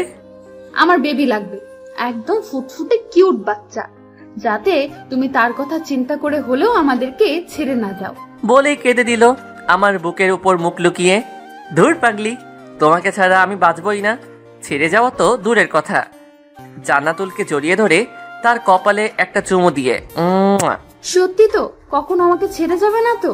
নেহি বউ, কাবি নেহি। তারপরও আমার বেবি লাগবে, আর আজকে থেকেই মিশন শুরু করব আমরা। আজকে থেকেই? হুম। তাহলে দেরি কেন, চলো লেগে পড়ি, আমাদের মিশন স্টার্ট করি, কি বলো? যা দুষ্টু। ইস, আমার বউ তো দেখি লজ্জাও পায়। আসো আসো, আরো কাছে আসো। বউ, আর লজ্জা পেতে হবে না, আসো আমাদের মিশনটা স্টার্ট করা যাক। বলেই জান্নাতের ঠোঁটে আমার ঠোঁট ডুবিয়ে দিলাম। ধীরে ধীরে আমরা একে অন্যের মাঝে হারিয়ে যেতে লাগলাম। সবকিছু জানতে চাহিয়া লজ্জা দিবেন না। আমাদের মিশন কমপ্লিট, এখন ফরজ গোসলটা করতে হবে। আমরা এখন যাই, ফরজ গোসলটা সেরে আসি, কেমন? গোসল শেষ করে দুজনেই আমরা রুমে এসে শুয়ে পড়লাম। আমি বালিশে মাথা রেখে শুয়ে আছি, আর জান্নাত আমার বুকের উপর মাথা রেখে শুয়ে আছে। আমি জান্নাতকে বললাম, জান্নাত। ও বউ, শোনো না। বলো না। আমরা কি সত্যি সত্যি বিয়ে করে নিয়েছি? কি বলো এগুলা? বিয়ে করে মিশন কমপ্লিট করে এখন বলছো আমরা কি সত্যি সত্যিই বিয়ে করেছি? আমার না বিশ্বাসই হচ্ছে না যে আমরা মিশনটা পর্যন্ত কমপ্লিট করে ফেলেছি। কি থেকে কি হয়ে গেল, তাই না? জি না, আমি চেয়েছি বলেই বিয়েটা হলো, বুঝলে? তার মানে তুমি এই সিচুয়েশনে না পড়লে বিয়েটা করতে না? করতাম কি করতাম না সেটা না হয় কাল সকালেই জানতে পারবে। এখন ভালো ছেলের মতো তোমার এই পেতনি বউটাকে শক্ত করে জড়িয়ে ধরে ঘুমাও তো, অনেক রাত হয়ে গেছে। বউ, তুমি শুধু আমার পেতনি বউ না, আমার দুষ্টু মিষ্টি আদরের বউ। হয়েছে হয়েছে, আর পাম মারতে হবে না, নাও এবার ঘুমাও। আমি আর কথা না বলে জান্নাতকে দু বাহুদয়ের মধ্যে আগলে নিয়ে তার কপালে একটা ভালোবাসার পরশ এঁকে দিলাম। জান্নাত আমার বুকের উপর মুখ লুকিয়ে ঘুমিয়ে পড়ল। এই মেয়েটা কিছুদিন আগেও কি ঝগড়াটাই না করলো আমার সাথে, আর এখন আমার বুকে মুখ লুকিয়ে আমাকে শক্ত করে জড়িয়ে ধরে ঘুমিয়ে আছে। এমনভাবে ধরে আছে যেন ছেড়ে দিলেই আমি হারিয়ে যাব। ঘুমন্ত পরীটাকে বুকের সাথে আরো শক্ত করে জড়িয়ে নিয়ে আমিও ঘুমের দেশে পা বাড়ালাম। সকালে নাকের মধ্যে কেমন যেন সুরসুরি অনুভব করলাম। সাথে সাথে হাঁচি দিয়ে চোখ খুলে তাকিয়ে দেখি জান্নাত আমার পাশে বসে হাসছে। অনেক রাগ হলেও তার হাসিতে যেন আমি আবারও তার প্রেমে পড়ে গেলাম। জান্নাত হাসতে হাসতে বলল, এই যে মিস্টার বর, ঘুম ভাঙলো তাহলে? ফজরের আজান যে হয়ে গেছে সেদিকে খেয়াল নেই। ওঠো ওঠো, তাড়াতাড়ি উঠে ফ্রেশ হয়ে অজু করে আগে নামাজ পড়ে নেন, তারপর না হয় আবার ঘুমায়েন। আর একটু ঘুমাই না বউ, তারপর নামাজ আদায় করে নেই। না না, তা হচ্ছে না, ওঠো বলছি। তারপর উঠে নামাজ আদায় করে এসে জান্নাতকে আবার বুকে নিয়ে ঘুমিয়ে গেলাম। কিছুক্ষণ পরে মনে হলো কেউ যেন দরজায় ঠক ঠক করছে। কে? ভাইয়া, আমি আলী। আর কতক্ষণ ঘুমাবি? এবার তো ওঠো, আম্মু খাবার জন্য ডাকছে তো। খালামণিকে বল আসছি। তুই এখন যা তো ভাই, 5 মিনিট লাগবে আমার। তারপর আলিফ চলে গেল। আমি জান্নাতকে নিয়ে দরজা খুলে বের হলাম। তারপর যা দেখলাম তার জন্য মোটেও প্রস্তুত ছিলাম না, কারণ আমার সামনে দাঁড়িয়ে আছে আম্মু, আব্বু, ভাইয়া আর ভাবি। আমি তাদের দেখে একদম থ হয়ে গেলাম। এরা এখানে কিভাবে আসলো? আমি ভয়ে ভয়ে আম্মুর দিকে তাকিয়ে বললাম, আম্মু বিশ্বাস করো, আমরা কিছুই করি নাই। আর আম্মু, আমি এসব করতে চাই নাই। এই জান্নাত আমাকে ব্ল্যাকমেইল করে ওইসব করতে বাধ্য করেছে। আমার এমন হ্যাবলা মার্কা মুখ দেখে সবাই ফিক করে হেসে দিল, আর জান্নাত গিয়ে আম্মুকে জড়িয়ে ধরল। কি হচ্ছে সব? আমরা সব আগে থেকেই জানতাম রে গাধা। অমন মুখ বানিয়ে আছিস কেন? জানতে মানে? কি জানতে তোমরা? তোর সাথে যে এই বিয়েটা হলো তা আমারই প্ল্যান ছিল। তোকে তোর খালামণির বাড়িতে আসতে বলা আর জান্নাতকে তোকে ব্ল্যাকমেল করছে, সেটাও আমারই প্ল্যান ছিল। কি বলছো এগুলো আম্মু? তোমার প্ল্যান ছিল মানে? তোমরা বললে কি আমি জান্নাতকে বিয়ে করতাম না? আর এগুলো কেন করলে? আমি তো তাই বুঝতে পারছি না। তুই আমাদেরকে ভুল বুঝছিস, আগে কথাটা শোন। ধুর, তুমি থাকো তোমার ভুল বোঝা নিয়ে। আমায় কেউ বিরক্ত করবে না। আমার মাথায় যেন কিছুই খেলছে না। ওখানে আর থাকলাম না, কারণ আমার প্রচন্ড রাগ উঠে গেছে। আর আমার রাগ উঠলে আমি কি করি নিজেও জানি না। আমার থেকে কেন লুকাতে হবে এগুলো? আমাকে বললে আমি কি জান্নাতকে বিয়ে করতাম না নাকি? আমিও তো জান্নাতুলকে ভালোবাসি। আমি যখন সবার সামনে থেকে চলে আসলাম, তখন জান্নাত আমার পিছু পিছু আসতে লাগলো। মা তুই কোথায় যাস? আম্মু দেখলে তো তোমার ছেলে কতটা রেগে গেছে। আমি যাই, তার রাগ আগে ভাঙিয়ে আসি। আর আম্মু, আমি তোমাদের আগেই বলেছিলাম আজিজকে না জানিয়ে এসব করলেও রেগে যাবে। আমি জানি রে মা, আমার ছেলেটা একটু বেশি বদমেজাজি, আর আমরা তো ওর ভালোর জন্যই ওকে কিছু জানাই নেই। আজ যখন জানতে পারবে আমার জন্যই ওর বদমেজাজটা একটু কমেছে, তখন দেখবে সব ঠিক হয়ে যাবে। কিন্তু আম্মু, এখন আমি কি করব? তোর কিছুই করতে হবে না রে মা। 2 ঘন্টা পর আমি রুমে শুয়ে আছি। কে যেন দরজাটা খুলে ভেতরে আসলো। তাকিয়ে দেখি জান্নাত, হাতে খাবারের থালা। আমার কাছে এসে, ওঠো, খেয়ে নিবে। সেই সকাল থেকে এখনো কিছুই খাওনি। কি হলো? আমি কিছু বলছি। আমিও কিন্তু এখনো কিছুই খাইনি। আর আম্মু আমাদের ভালোর জন্যই এগুলো করেছে। আর কেন করেছে শুনবে?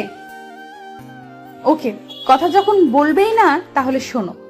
সেদিন যখন তোমার সাথে প্রথম ঘুরতে বের হয়েছিলাম আর আমরা একটা রেস্টুরেন্টে গিয়েছিলাম, মনে আছে তোমার? রেস্টুরেন্টে তুমি যখন তোমার মোবাইলটা ফেলে ওয়াশরুমে গেলে, তখনই আম্মু ফোন দেয় তোমায়। আমি প্রথমে ধরতে না চেয়েও ফোনটা ধরি। আমার গলা শুনে আম্মু জিজ্ঞেস করেন আমি কে। তখন আমি আমার আর তোমার বিষয়ে সবকিছু খুলে বলি আম্মুকে। আম্মু তখন বলেন, মারে আমার ছেলেটাকে কিন্তু খুব বদমেজাজি, আর তুই চাইলে আমার ছেলেটার এই স্বভাবটা ঠিক করতে পারিস। কিভাবে? আমার ছেলেটা যখন তোকে মেজাজ দেখাবে, তখন তুই তার থেকে ডাবল মেজাজ দেখাবি। কিন্তু আম্মু। কোনো কিন্তু নয়। তখন থেকে নিজের ইচ্ছা না থাকার পরেও তোমার সাথে খারাপ ব্যবহার করি, তারপর ইগনোরও। জানো, তোমায় যখন এড়িয়ে চলতাম তখন আমার কতটা কষ্ট হতো। তারপর যখন দেখলাম আম্মুর কথাটা অনেক কাজে দিতেছে, তোমার বদ মেজাজটা ভালো হয়ে যাচ্ছে, তখন আমি আর আম্মু অনেক খুশি হয়েছিলাম। আর তারপর আজ এই দিন। কি হলো? তাও এখন আমার সাথে কথা বলবে না? ও, বুঝতে পেরেছি, তুমি তো এখন আর আমাকে ভালোই বাসো না, তো কথা বলছো না। ঠিক আছে, তুমি যখন আমাকে ভালোবাসো না আর কথাও বলবে না, তাহলে আমিও আর তোমার কাছে পড়ে থাকবো না, এখনই চলে যাব। বলেই জান্নাত যেই পা বাড়াবে অমনি ওর হাতটা ধরে এক টানে আমার বুকের উপর নিয়ে এসে, খুব সাহস হয়েছে না? আমাকে ইগনোর করা হয়েছে এতদিন, এখন আবার আমাকে ছেড়ে চলে যাবে না? খুব বার বেড়েছে তোমার, তাই না? আমাকে না জানিয়ে এক পা বাড়ির বাহিরে বের করলে একদম পা ভেঙে হাতে ধরিয়ে দিব। তুমি তো এখন আমায় ভালোই বাসো না, তাই তো কথা বলছো না আমার সাথে। ঠিক আছে, তোমার আর আমার সাথে কথা বলতে হবে না। আমি আর এখানে পড়ে থাকবো না, চলে যাবো আজই, আর এক্ষুনি। তুই জানিস, তোর সাথে যখন আমি কথা বলতে যেতাম আর তুই আমাকে এড়িয়ে চলতি, তখন আমার কতটা কষ্ট হতো। মনে হতো নিজেকে শেষ করে দেই। কিন্তু যখন আম্মু আব্বু ভাইয়ার কথা মনে হতো, তখন আর কিছুই করতে পারতাম না। আবার মনে হতো তুই যদি আবার আমার কাছে ফিরে আসিস আর আমাকে যদি না পাস, তখন তো তুই কষ্ট পাবি। আমি যে তোকে কষ্ট দিতে পারতাম না রে পাগলি। আমি যে তোকে অনেক ভালোবাসি রে। কেমনে থাকতাম তোকে ছাড়া বল? কথাগুলো বলে জান্নাতের দিকে তাকিয়ে দেখি মেয়েটা আমার বুকের মধ্যে মুখ লুকিয়ে কান্না করছে। একটু বেশি বলে ফেললাম নাকি? তাই আবার মজা করে বললাম, তুমি আমাকে ছেড়ে চলে যাবে তাই না জান্নাত? ওকে যাও, তোমাকে ছাড়া তো 3টা মাস থেকেই আসি, আর বাকি জীবনটা না হয় তোমার স্মৃতি নিয়েই বেঁচে থাকবো। আর আমারও অভ্যাস হয়ে গেছে তোমাকে ছাড়া থাকতে থাকতে। যাও যাও, তুমি লাগবে না তোমাকে আমার। কথাটা বলতেই জান্নাত আমাকে আরো শক্ত করে জড়িয়ে ধরে হাউমাউ করে কান্না করে দিল। আমাকে তাড়িয়ে দিবে আজিজ? এইবার আমি তোমার থেকে আলাদা হলে মনে হয় আর বাঁচবো না আজিজ। আমি সত্যি সত্যি মরে যাব। তুমি জানো আজিজ, তোমাকে যখন এড়িয়ে চলতাম, ইচ্ছে না থাকা সত্ত্বেও তোমার থেকে যখন দূরে দূরে থাকতাম, তখন আমার কতটা কষ্ট হতো।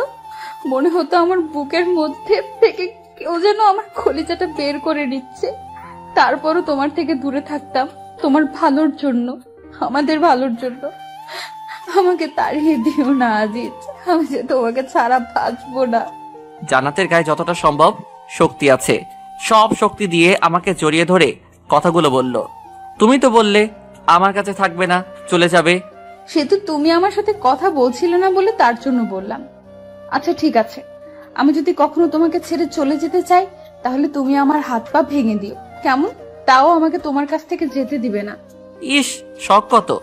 আমার এত সুন্দর বউটার নাকি হাত পা ভেঙে দিব, তখন তোমাকে কেমন কেমন দেখাবে না? আর লোকে তখন আমাকে কি বলবে? বলবে, দেখ আজিজের বউটাকে কেমন দেখা যায়, একদম পেতনি। বললে বলুক, তাতে আমার কি? সেটা তো আর আমাকে বলবে না, তোমাকেই বলবে। আর তার জন্যই যদি আমাদেরকে কেউ আলাদা করতে না পারে তাহলে আমার হাত পা ভাঙতে কোনো সমস্যা নাই। আমাদেরকে এমনিতেই কেউ আলাদা করতে পারবে না রে পাগলি, সে শক্তি কারো আছে নাকি আল্লাহ তাআলা বাদে? আর যে আলাদা করতে আসবে আমি তারই হাত পা ভেঙে দিব না? আমিও ভেঙে দিব। ঠিক আছে, দিও। এই বউ, আমার কিন্তু অনেক ক্ষুধা লেগেছে। তোমার জন্য তো খাবার এনে রেখেছি, টেবিলে আছে, খেয়ে নাও। না থাক, খাবো না। খাবে না কেন? এই তো বললে তোমার নাকি অনেক ক্ষুধা লেগেছে। লেগেছে তো। তবে খাবে না কেন? কেউ একজন যদি খাইয়ে দিত তাহলে খাইতাম। তো সেই কেউ একজন তোমাকে না করেছে যে সে খাইয়ে দিবে না? বললেই তো হয় তুমি আমার হাতে খাবে। সেই কেউ একজন কি বোঝে না তারও তার বউয়ের হাতে খেতে ইচ্ছে করে? হয়েছে হয়েছে, আর ন্যাকামি করতে হবে না, আসো খাইয়ে দেই আমার বরটাকে। তারপর জান্নাত আমাকে খাইয়ে দিতে লাগলো আর আমি খাইতে লাগলাম। ওহ ভাই, জানেন না বউয়ের হাতে খেতে কতটা মজা। যে বউয়ের হাতে খাবার খায় সেই শুধু জানে এর হাতের খাবার একদম যেন অমৃত। দুঃখের বিষয়, আমি এখনো ছোট্ট বাচ্চা, একটা ছেলে, সবেমাত্র এসএসসি দিলাম। বিয়ে করা তো দূরের কথা, বউ পামু কই? জান্নাত আমাকে খাইয়ে দিতেছে আর আমার মুখের দিকে তাকিয়ে আছে। তার তাকিয়ে থাকা দেখে বুঝতে পারলাম ওরও অনেক ক্ষুধা লেগেছে। মেয়েটাও তো সারাদিন কিছু খায়নি, তাই আমিও এক লোকমা খাবার নিয়ে জান্নাতের মুখের কাছে ধরলাম। সাথে সাথে মেয়েটা খাবার মুখে নিয়ে নিল, যেন সেই অপেক্ষাতেই ছিল আমি কখন তাকে খাবার খাইয়ে দেই। খাবার মুখে নিতেই জান্নাতের চোখ দিয়ে পানি গড়িয়ে পড়ল। এটা কোনো দুঃখের পানি দেখলাম না, এটা যেন রাজ্য জয়ের আনন্দের চোখের পানি। সবার বউই চায় তার স্বামী তাকে একটু কেয়ার করবে, একটু ভালোবাসবে। খাবার সময় আবদার করে বর তার বউকে বলবে, তুমি আমাকে খাইয়ে না দিলে আমি খাবই না। বউ যখন তার স্বামীকে খাইয়ে দেবে, তার স্বামীও তখন তার বউকে খাইয়ে দেবে। এতটুকুই। বউদের তখন আর কিছুই যেন চাই না, এতেই নিজেকে যেন রানী মনে করেন। কথাগুলো ভাবতে ভাবতে আমাদের খাওয়া শেষ। তারপর আমার ফোনটা বেজে উঠল। বউ। ও বউ, কি? আমার ফোনটা একটু এনে দাও না গো, টেবিলের উপর থেকে। পারবো না, নিজেটা নিজেই নিয়ে নাও। থাক, তোমার আনতে হবে না, আমি নিয়ে নেই। ফোনটা হাতে নিয়ে দেখি অচেনা নাম্বার। ধরার পরে, হ্যালো, আসসালামু আলাইকুম, কে বলছেন? ভাইয়া, আমি রাফি বলছিলাম, আপনার কলেজের ছোট ভাই। ও রাফি, ভাই বল। ভাইয়া, আপনাদের তো কালকে ফর্ম ফিল আপের লাস্ট ডেট। ও হ্যাঁ, তাই তো, ধন্যবাদ ভাই, আমার তো মনেই ছিল না। আরে ভাই, ধন্যবাদ দেওয়ার কি আছে, আমি রাখি তাহলে, কাল দেখা হবে। কে ফোন দিয়েছিল গো? রাফি কলেজের ছোট ভাই, কাল একবার কলেজে যেতে হবে, ফর্ম পূরণ করতে হবে। ও, তাহলে আর দেরি করো না। পরের দিন সকাল 7টা, জান্নাতের কপালে চুমু এঁকে দিয়ে ভার্সিটির উদ্দেশ্যে রওনা দিলাম। কলেজের মধ্যে ঢুকতেই আমার চোখ কপালে উঠে গেল। আমি ভাবতেও পারি নাই কলেজে ঢুকেই প্রথমে এই মেয়েটার সম্মুখীন পড়তে হবে, কারণ আমার সামনে রিয়া দাঁড়িয়ে আছে। আমি রিয়াকে দেখেও না দেখার মতো করে রিয়াকে পাশ কাটিয়ে যেতে লাগলাম। অমনি রিয়া, ওই আজিজ, দাঁড়াও। আমি দাঁড়িয়ে গেলাম আর রিয়া এক প্রকার দৌড়ে আমার কাছে চলে আসলো। কেমন আছো আজিজ? ভালো, তুমি? খুবই ভালো। আচ্ছা আজিজ, শুনলাম তুমি নাকি জান্নাতকে বিয়ে করেছো। কাজটা কি তুমি ঠিক করলে আজিজ? মানে কি বলতে চাচ্ছ তুমি? মানে কিছু না। আচ্ছা আজিজ, একটা কথা বলো তো, জান্নাতের মধ্যে কি এমন পেলে যা আমার কাছে ছিল না? জান্নাত তোমায় কি এমন সুখ দিতেছে যা আমি তোমায় দিতে পারতাম না? আমি কি তোমাকে জান্নাতের থেকে বেশি আমি তোমার সুখ দিতে পারতাম। রিয়া, তুমি একটু বেশি বলে ফেলছো না? বেশি বলিনি আজিজ, তুমি হয়তো জানো না এই কলেজের শুধু স্টুডেন্টরাই আমার জন্য পাগল না, অনেক স্যারও আছে যারা আমার জন্য পাগল, আর আমি শুধুই তোমার জন্য পাগল। ছি রিয়া, তুমি কি সত্যি পাগল হয়ে গেলে নাকি? কি বলো এগুলা? হ্যাঁ হ্যাঁ, আমি পাগল হয়ে গেছি, তোমার জন্য পাগল হয়ে গেছি। আচ্ছা, তুমি চাইলেই পরীক্ষা করে নিতে পারো কার কাছে বেশি সুখ পাও, তুমি আমার কাছে নাকি ওই জান্নাতের কাছে। এসো আমার সাথে, এসো কমন রুমে, তোমাকে দেখিয়ে নিয়ে আসি কে বেশি সুখ দিতে পারে। বলেই রিয়া আমার হাত ধরে টানতে লাগলো। আমি রিয়ার হাতটা ছাড়িয়ে রিয়াকে একটা গালে থাপ্পড় মেরে বললাম, ছি রিয়া, তোমার মন মানসিকতা এতটা নীচ? তোমাকে আমি একটা ভালো মেয়ে মনে করেছিলাম, কিন্তু তুমি আমাকে মারলে আজিজ। তুমি হয়তো জানো না আজিজ, আমি যা চাই তাই পাই, দরকার পড়লে জোর করে আদায় করে নেই, আর যদি তাও না পাই তাহলে কাউকে পেতে দেই না। এমন কমন ডায়লগ সবাই দেয়, আমিও তোমাকে তার ব্যতিক্রম মনে করি না। আমি কি জিনিস তুমি এখনো জানতে পারোনি আজিজ। তুমি কি করতে চাচ্ছ? Wait and see. Oh sorry, তুমি তো বেশিক্ষণ দেখতেও পারবে না। ওই তোরা কোথায়, চলে আয়। সাথে সাথে অনেকগুলা ছেলে এসে আমাকে চারদিক দিয়ে ঘিরে নিল। তাদের সকলের হাতে হকি স্টিক আর স্ট্যাম্প। কয়েকটা ছেলেকে দেখে চিনতে পারলাম ওরা রিয়ার কাজিন হয়। দাঁড়িয়ে দাঁড়িয়ে কি তোরা তামাশা দেখবে নাকি কাজ শুরু কর? হ্যাঁ পু, কাজ শুরু করছি। বলেই আমার পায়ের হাঁটুর গিরাতে একটা বাড়ি মারল। তাল সামলাতে না পেরে মাঠের মধ্যে পড়ে গেলাম। কি হলো, তোরা থামলি কেন? ওর এমন অবস্থা করবি যাতে বুঝতে পারে এই রিয়ার কথা না মানলে কি হয়। তারপর সবাই মিলে আমাকে মারতে লাগলো। ক্যাম্পাসের সবাই আমার দিকে তাকিয়ে আছে, কিন্তু কেউই এগিয়ে আসতে সাহস পাচ্ছে না। আমি যে ব্যথাতে বারবার চিৎকার করে উঠছি, মাগো ও মাগো, কিন্তু আমার চিৎকার সবার কানে পৌঁছালেও কেউ যেন শুনতে পাচ্ছে না। এতক্ষণ আমাকে মারতে দেখছিল কলেজের ছোট ভাই রাফি, তাই রাফি তাড়াতাড়ি করে বুলবুলের ফোন দেয়। হ্যালো বুলবুল ভাইয়া। হ্যাঁ রাফি বল। রাফি কি হয়েছে, তোর কণ্ঠ এমন শোনা যাচ্ছে কেন? বুলবুল ভাইয়া, আজিজ ভাইয়াকে রিয়া আপুর কলিগরা। আজিজ? কি হয়েছে আজিজের? তুই এখন কোথায়? আর আজিজ কি তোর কাছেই আছে? কি হলো বলছিস না কেন? কলেজ ক্যাম্পাসে।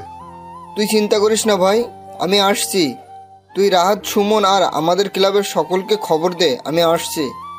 বুলবুল এক প্রকার পাগলের মতো দৌড় দিতে লাগলো। রাফি এদিকে রাহাত, সুমন আর তাদের ক্লাবের সকলকে খবর দিয়ে দেয়। সকলে ছুটে চলে আসে কলেজে। এসে দেখে আজিজ জ্ঞান হারিয়ে মাঠের মধ্যে পড়ে আছে। তবুও রিয়ার কাজিনরা আজিজকে মেরেই যাচ্ছে। বুলবুলদের দেখে রিয়া পালিয়ে যেতে লাগলে তাদের কলেজের আসিয়া নামের একটা মেয়ে রিয়াকে ধরে ফেলে, আর সাথে তার বান্ধবীরাও।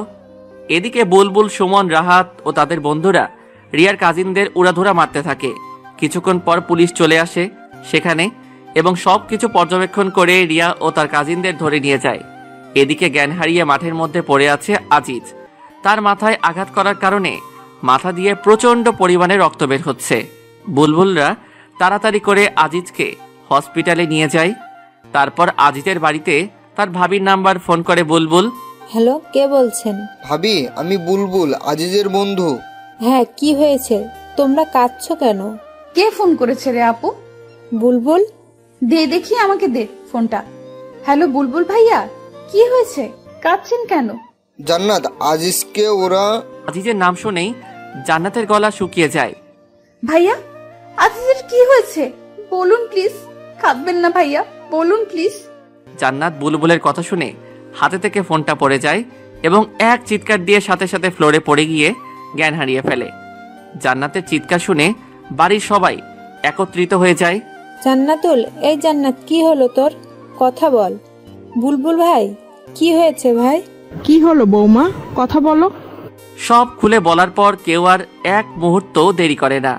জান্নাতের অজ্ঞান অবস্থাতেই তাদের সাথে করে হসপিটালে নিয়ে যায়। আজিজকে আইসিইউতে চিকিৎসায় করা হচ্ছে। জান্নাতের জ্ঞানও ফিরে এসেছে। জান্নাত হসপিটালের এক কোণে বসে কান্না করে যাচ্ছে। জান্নাত যেন পাগল হয়ে গেছে, কি করবে কিছুই ভেবে পাচ্ছে না। সবাই অধীর আগ্রহ নিয়ে পায়চারি করে যাচ্ছে, কখন ডাক্তার বের হয়। প্রায় ঘন্টাখানিক পরে ডাক্তার বেরিয়ে আসলো। জান্নাত ডাক্তারকে দেখে দৌড়ে তার সামনে গিয়ে দাঁড়িয়ে পড়ল। জান্নাতের সাথে রাহাত, বুলবুল, সুমন ও আজিজের পরিবারের সবাই ডাক্তারকে ঘিরে নিল। ডাক্তার, আমার বরটা কেমন আছে ডাক্তার? খুব ভালো আছে তো ডাক্তার? আমার বরটার কিছু হয় নাই তো ডাক্তার? বলুন ডাক্তার, বলুন। আসলে আমরা কি আসলে আসলে করছেন? বলুন না ডাক্তার, আমার আজিজের কিছু হয় নাই তো? বলুন। জান্নাত ছোট বাচ্চাদের মতো এমনভাবে আবদার করছে যেন ডাক্তার মুখে বললেই সবকিছু ঠিক হয়ে যাবে। ডাক্তার বুলবুলের সামনে আসে। ডাক্তার বুলবুলের ছোটবেলার বন্ধু। কি হলো দোষ, কথা বলছিস না কেন? আমরা যথাসাধ্য চেষ্টা করেছি রে দোষ, কিন্তু কিছু করতে পারলাম না। আজিজকে খুব খারাপভাবে মারা হয়েছে। ওর হাত পায়ের শিরায় শিরায় বেশি মারা হয়েছে। আর সব থেকে যেটা খারাপ হয়েছে তা হলো মাথায় বাড়ি মারার কারণে ওর মস্তিষ্কে সজোরে আঘাত এনেছে। তাই আমাদের হাতে আর কিছু নেই রে দোষ। দোষ, আজিজের জ্ঞান কি ফিরেছে? না, আর 24 ঘন্টার মধ্যে আমরা জ্ঞান ফেরারেও কোনো সম্ভাবনা দেখছি না। আর আজিজ যে অবস্থাতে এখন আছে তাতে ওর সেন্স ফিরতে 24 ঘন্টা অথবা 1 মাস, 1 বছর, আবার নাও ফিরতে পারে। মানে আমি তোদের বোঝাতে চাচ্ছি আজিজ এখন কোমাতে চলে গেছে। ডাক্তারের কথা শুনে জান্নাত আবারও জ্ঞান হারিয়ে ফেলেন। সবাই মিলে জান্নাতকে নিয়ে আবার ব্যস্ত হয়ে পড়ে। জান্নাতকে একটা ক্যাবিনে নিয়ে রাখা হয়। জান্নাতের পাশে বসে আছেন জান্নাতের বোন।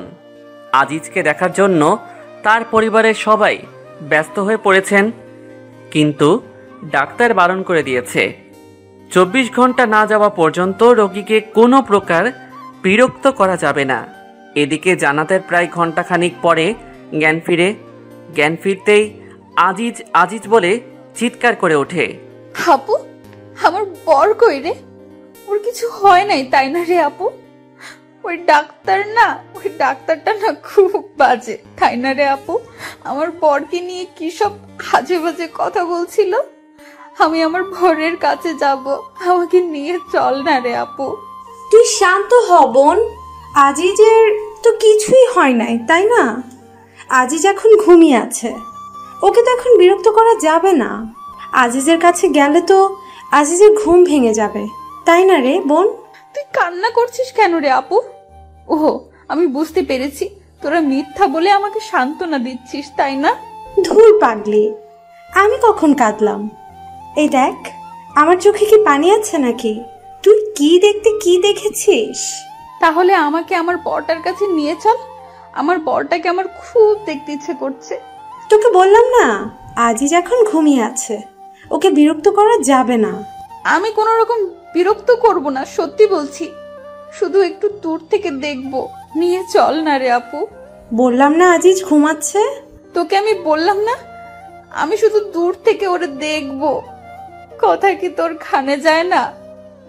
আমাকে নিয়ে চল না রে আপু, শুধু একবার, শুধু একটা বার দূর থেকে আমার বরটাকে দেখবো। যাবি নিয়ে আমাকে? দূরে থেকেই দেখবি তো, কাছে যাবার জন্য আবার পাগলামো করবি না তো? সত্যি বলছি, শুধু দূর থেকেই একটাবার দেখবো। তারপর আপু জান্নাতকে নিয়ে আজিজের কেবিনের সামনে যায়। আজিজের কেবিনের সামনে শুধু বুলবুল বসে আছে, আর বাকি সকলকে তাড়িয়ে দিয়েছে বুলবুল। ও বলেছে সবকিছু একাই দেখতে পারবে, আর জান্নাতের কাছে রয়ে গেছে ওর আপু। জান্নাত ধীর পায়ে হাঁটতে হাঁটতে কেবিনের সামনে চলে আসলো। কাচের দরজা দিয়ে দেখা যাচ্ছে একজন সোজা টান হয়ে শুয়ে আছে, হাতে পায়ে আঘাতের চিহ্ন, মাথায় ব্যান্ডেজ, হাতে স্যালাইনে সুচ লাগানো। তারপরও জান্নাতের চিনতে ভুল হলো না, এটা ওর সব থেকে কাছের মানুষ, ওর বর।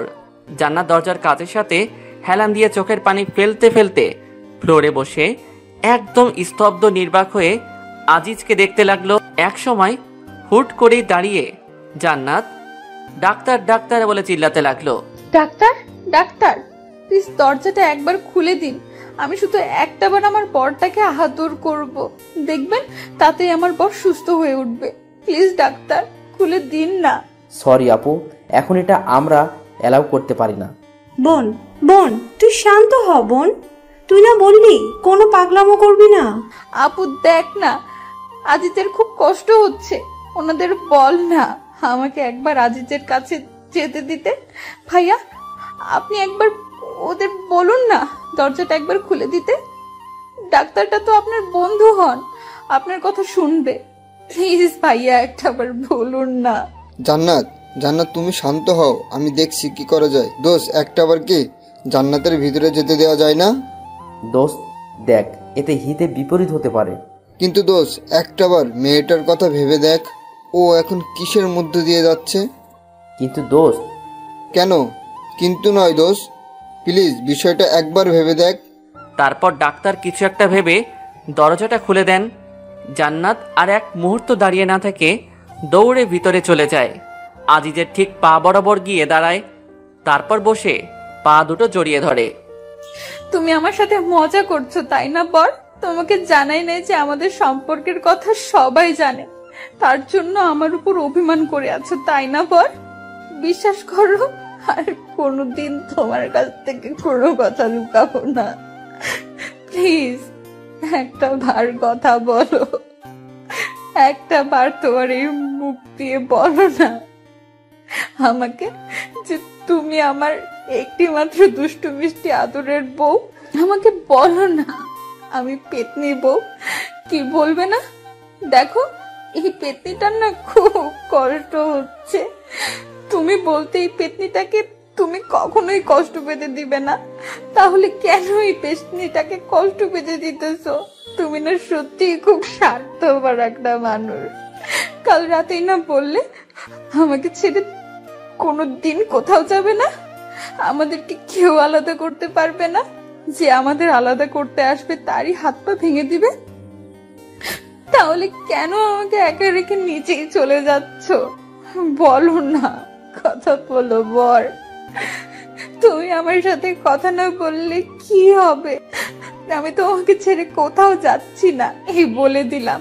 আর আমি তো তোমার সাথে সব সময় কথা বলেই যাব। তুমি আমার সাথে কথা বলো আর নাই বলো। 5 মাস পর আজিজ এখনো সেই আগের মতনই আছে। জান্নাতের সাথে আর কোনো কথা বলে না, কিন্তু জান্নাত সবসময় আজিজের পাশেই থাকে আর সারাটা দিন ওর সাথে ভোগ ভোগ করেই যায়। এদিকে জান্নাতের আম্মু আজিজের আম্মুকে বলছেন, বেয়ান, একটা কথা বলবো? জি বেআইন বলেন, এটা আবার জিজ্ঞেস করতে হবে কেন? বেয়ান দেখেন, আজ যেভাবে পড়ে আছে, কম দিন তো হলো না। আর যে কথাটা বলতে চাইছি আপনি নিশ্চয়ই বুঝতে পারছেন। আমার মেয়ে জান্নাতের তো একটা ভবিষ্যৎ বলে কিছু আছে, তাই না বেয়ান? এভাবে আর কতদিন চলতে দেওয়া যায় আপনিই বলুন। আম্মু, তুমি কি বলছো এসব? বৌমা, উনি তো ঠিকই বলেছেন।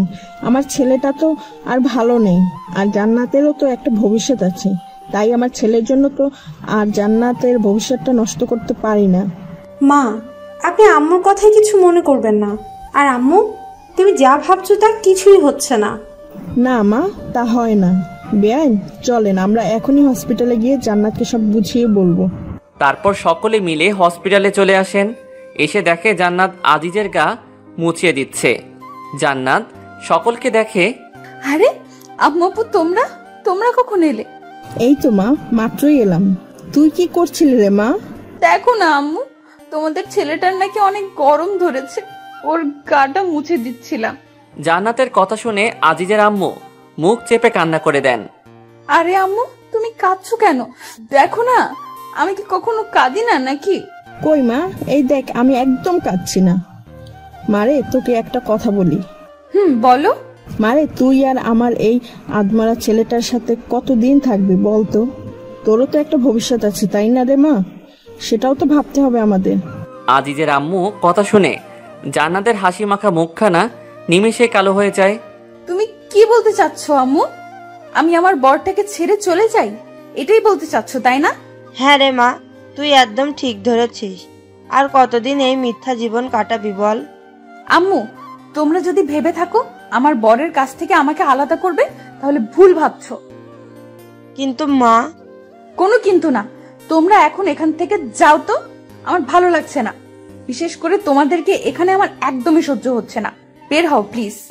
জান্নাত তাদেরকে এক প্রকার ধাক্কায় বের করে দিল।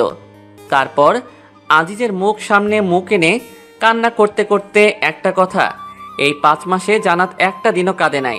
প্রথম দিন বাদে সে আজিজের সাথে থেকে নিজেকে সুখী মনে করত। আজকে প্রথম কান্না করছে। বর, হ্যাঁ বর, তুমি ওদের কথা শুনেছো? ওরা তোমার কাছ থেকে আমাকে কেড়ে নিতে চায়, আমাদেরকে আলাদা করে দিতে চায়। তুমি না বলতে আমাদেরকে কেউ আলাদা করতে পারবে না, যে আলাদা করতে আসবে তুমি তার হাত পা ভেঙে দিবে। তাহলে এখন চুপ করে আছো কেন? চলো না, আমরা দুজন মিলে ওদের হাত পা ভেঙে দিব। ওঠো না গো বর, ওঠো। ও, এখন আমি বুঝতে পেরেছি, তুমি তো এখন আর আমাকে ভালোই বাসো না, তাই না? তাই তো কিছু বলছো না, তাই না? ঠিক আছে, তোমার কিছুই করতে হবে না। যে আমাদের আলাদা করতে আসবে আমি একাই তার হাত পা ভেঙে দিব। জান্নাত আজিজের মুখের কাছে মুখ এনে এগুলো বলছে আর কান্না করছে। জান্নাতের চোখের পানি আজিজের মুখে গিয়ে পড়ছে, কিন্তু আজিজ যেমন ঠিক তেমনই আছে। জান্নাতের কথাগুলো যেন সে শুনতেই পাচ্ছে না। একসময় জান্নাত হুট করেই ডাক্তার ডাক্তার বলে চিৎকার করে ওঠে। জান্নাত অনবরত কেঁদে চলেছে। জান্নাতের চোখের পানি তার গাল বেয়ে গড়িয়ে আজিজের মুখের উপর এসে পড়ছে। জান্নাতের চোখের পানি এক ফোঁটা আজিজের চোখের উপর পড়তেই আজিজ চোখ টিপে দিয়ে উঠে, সাথে হাতটাও হালকা নাড়িয়ে ওঠে। জান্নাতের চোখ আজিজের চোখের দিকে পড়তেই জান্নাতের মুখে হাসি ফুটে ওঠে। হ্যাঁ বর, তুমি তোমার চোখটা মাত্রই নাড়ালে, তাই না? তার মানে তুমি আমার কথা শুনতে পাচ্ছ, তাই না? কি হলো, কথা বলছো না কেন? আমি জানি তো তুমি আমার কান্না একদমই সহ্য করতে পারো না, তাই তো চোখের ইশারা করে আমাকে কান্না করতে বারণ করছো, তাই না বর?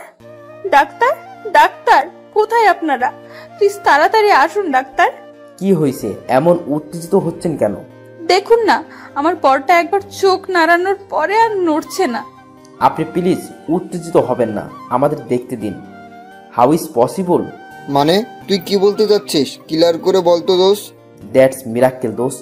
আজিজের নার্ভে ধীরে ধীরে সজাগ হয়ে উঠছে দোস্ত। আমরা এর থেকে এখন ভালো কিছু আশা করতে পারি। মিসেস জান্নাত, আপনি যদি চান তাহলে আজকেই আমরা একটা রিস্ক নিতে চাই। ইনশাল্লাহ এতে কাজে দিতে পারে। জান্নাতের মুখের ভাষা যেন হারিয়ে ফেলেছে। কি বলবে কিছুই ভেবে পাচ্ছে না। ধীরে ধীরে জান্নাত ফ্লোরে বসে পড়ে। অতি সুখে আর অতি দুঃখে এই দুই সময়ে যেন মুখের ভাষা হারিয়ে যায়। জান্নাতেরও তাই হয়েছে, তবে এটা দুঃখের জন্য না, এটা অতি সুখের জন্য। 2 ঘন্টা পরে আইসিইউ এর দরজার সামনে ফ্লোরে বসে মুচকি মুচকি হাসছে জান্নাত। তার আজিজের সাথে যে দিন প্রথম দেখা হয়, সেই দিনের কথা মনে হতেই জান্নাতের হাসি পাচ্ছে বারবার। সেদিন ছিল 21শে জুলাই। নাবিলার জান্নাতের বেস্ট ফ্রেন্ড বুলবুলের বোনের জন্মদিন। একটা ছেলে হ্যাবলার মতো জান্নাতের দিকে তাকিয়েছিল। জান্নাতের দিকে ওভাবে তাকিয়ে থাকা দেখতেই জান্নাত ছেলেটির সামনে গিয়ে, এই ছেলে, সমস্যা কি আপনার? জি, আমাকে বলছেন? আপনাকে নয়তো এখানে আর কে আছে শুনি? আমার দিকে এমন হ্যাপলার মতো তাকিয়ে আছেন কেন? আমি কখন আপনার দিকে তাকালাম? আজিজের এমন চেহারা দেখে জান্নাতের হাসি পেয়ে গেল। একটা কিউট ছেলে ভয় পেয়ে গেলে যে তাকে আরো কতটা কিউট লাগে তা জান্নাত আজিজকে না দেখলে যেন বুঝতেই পারতো না। তারপরও জান্নাত হাসি লুকিয়ে মুখে আবারও রাগী ভাবে এনে আজিজকে বলল, দেখুন, একদম মিথ্যা বলার চেষ্টা করবেন না। এত সময় ধরে আমার দিকে তাকিয়ে থেকে এখন বলছেন তাকাইনি? আপনি ছেলেটা খুবই ফাজিল। সরি। ও, এখন ধরা পড়ে গেছেন এজন্য সরি বলা হচ্ছে না? মেয়েদের দিকে হ্যাবলার মতো তাকিয়ে থাকতে লজ্জা করে না? আমি আপনার দিকে মোটেও ওভাবে তাকিয়েছিলাম না, আর তারপরেও সরি তো বললাম। তার মানে আপনি বলতে চাচ্ছেন আমি মিথ্যা বলছি, আর সরি বললেই কি সব সমস্যার সমাধান হয়ে যায় নাকি? দেখুন মিস, আপনি কিন্তু এমনি এমনি ঝগড়া করছেন আমার সাথে। কি বললেন আপনি? আমি ঝগড়ুটে? আমি আপনার সাথে ঝগড়া করছি? আমি আপনাকে কখন ঝগড়ুটে বললাম? মাত্রই বললেন আমি নাকি আপনার সাথে ঝগড়া করছি, এখন আবার বলছেন কথা বললাম। ধুর, আপনার সাথে কথা বলাটাই ভুল। বলেই রাখতে রাখতে সেখান থেকে অন্য জায়গায় চলে যায় আজিজ। আর এদিকে জান্নাত হাসতে হাসতে যেন শেষ। কি ভিতর ছেলে রে বাবা, একটুতেই কেমন ভয় পেয়ে গেল, কিন্তু কথা বলতে ছেলেটা ভয় পেলে অনেক কিউট লাগে, একদম যেন কিউটের ডিব্বা। এরকম একটা কিউট ছেলেকেই তো খুঁজছিলাম এতদিন। এমন একটা কিউট বিএফ যদি আমার থাকতো, উফ, ভাবতেই কেমন কেমন লাগে। এখন যাই, ছেলেটাকে নাবিলার কাছ থেকে শুনে আসি। কি ঝগড়ুটে মেয়ে রে বাবা, একটু নাই তার দিকে তাকিয়েছিলাম, তাই বলে কি এভাবে পায়ে পাড়া দিয়ে ঝগড়া করবে নাকি? আমার জন্য সব মেয়েরা পাগল, আর এর দিকে তাকাতেই বাপরে বাপ। ভাগ্য ভালো এমন কোনো গার্লফ্রেন্ড আমার নেই, থাকলে তো জীবনটা টানা টানা বানিয়ে ছাড়তো। তবে গার্লফ্রেন্ড হলেও মন্দ হতো না, cause she is very cute girl. দোস্ত এদিকে একটু শোন তো। বল। দোস্ত ওই ছেলেটা কে রে? কোন ছেলেটাকে? ওই যে বুলবুল ভাইয়ের সাথে দাঁড়িয়ে দাঁড়িয়ে কথা বলছে সেই ছেলেটা। ও, ওইটা তো আজিজ ভাইয়া, ভাইয়ার বেস্ট ফ্রেন্ড। কেন রে, প্রেমে টেমে পড়ে গেলে নাকি আজিজ ভাইয়ার? ধুর, কিছু বলিস না। ছেলেটা আমার দিকে কেমন ড্যাব ড্যাব করে তাকিয়েছিল, তাই বললাম। কি আজিজ ভাইয়া তাকিয়েছিল তোর দিকে? আমার বিশ্বাস হয় না। ভাইয়াকে দেখে পছন্দ হয়ে গেছে, আর এখন আমার কাছে এসে ঢপ মারছিস, তাই না? তুই কি বলতে চাচ্ছিস? আমি দেখতে সুন্দরী না? আমার দিকে ছেলেটা তাকায় না, তাই তো? আমি কখন তোকে বললাম তুই সুন্দরী না?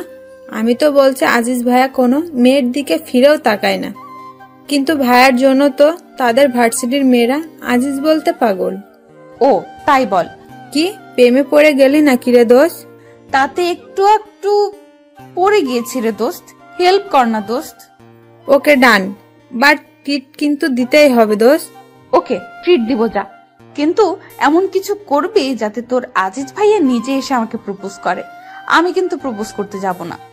ওকে দোস্ত, তাই হবে, তুই শুধু দেখ কি করি। তারপর নাবিলা তার ভাই বুলবুলকে সবকিছু বুঝিয়ে বলে।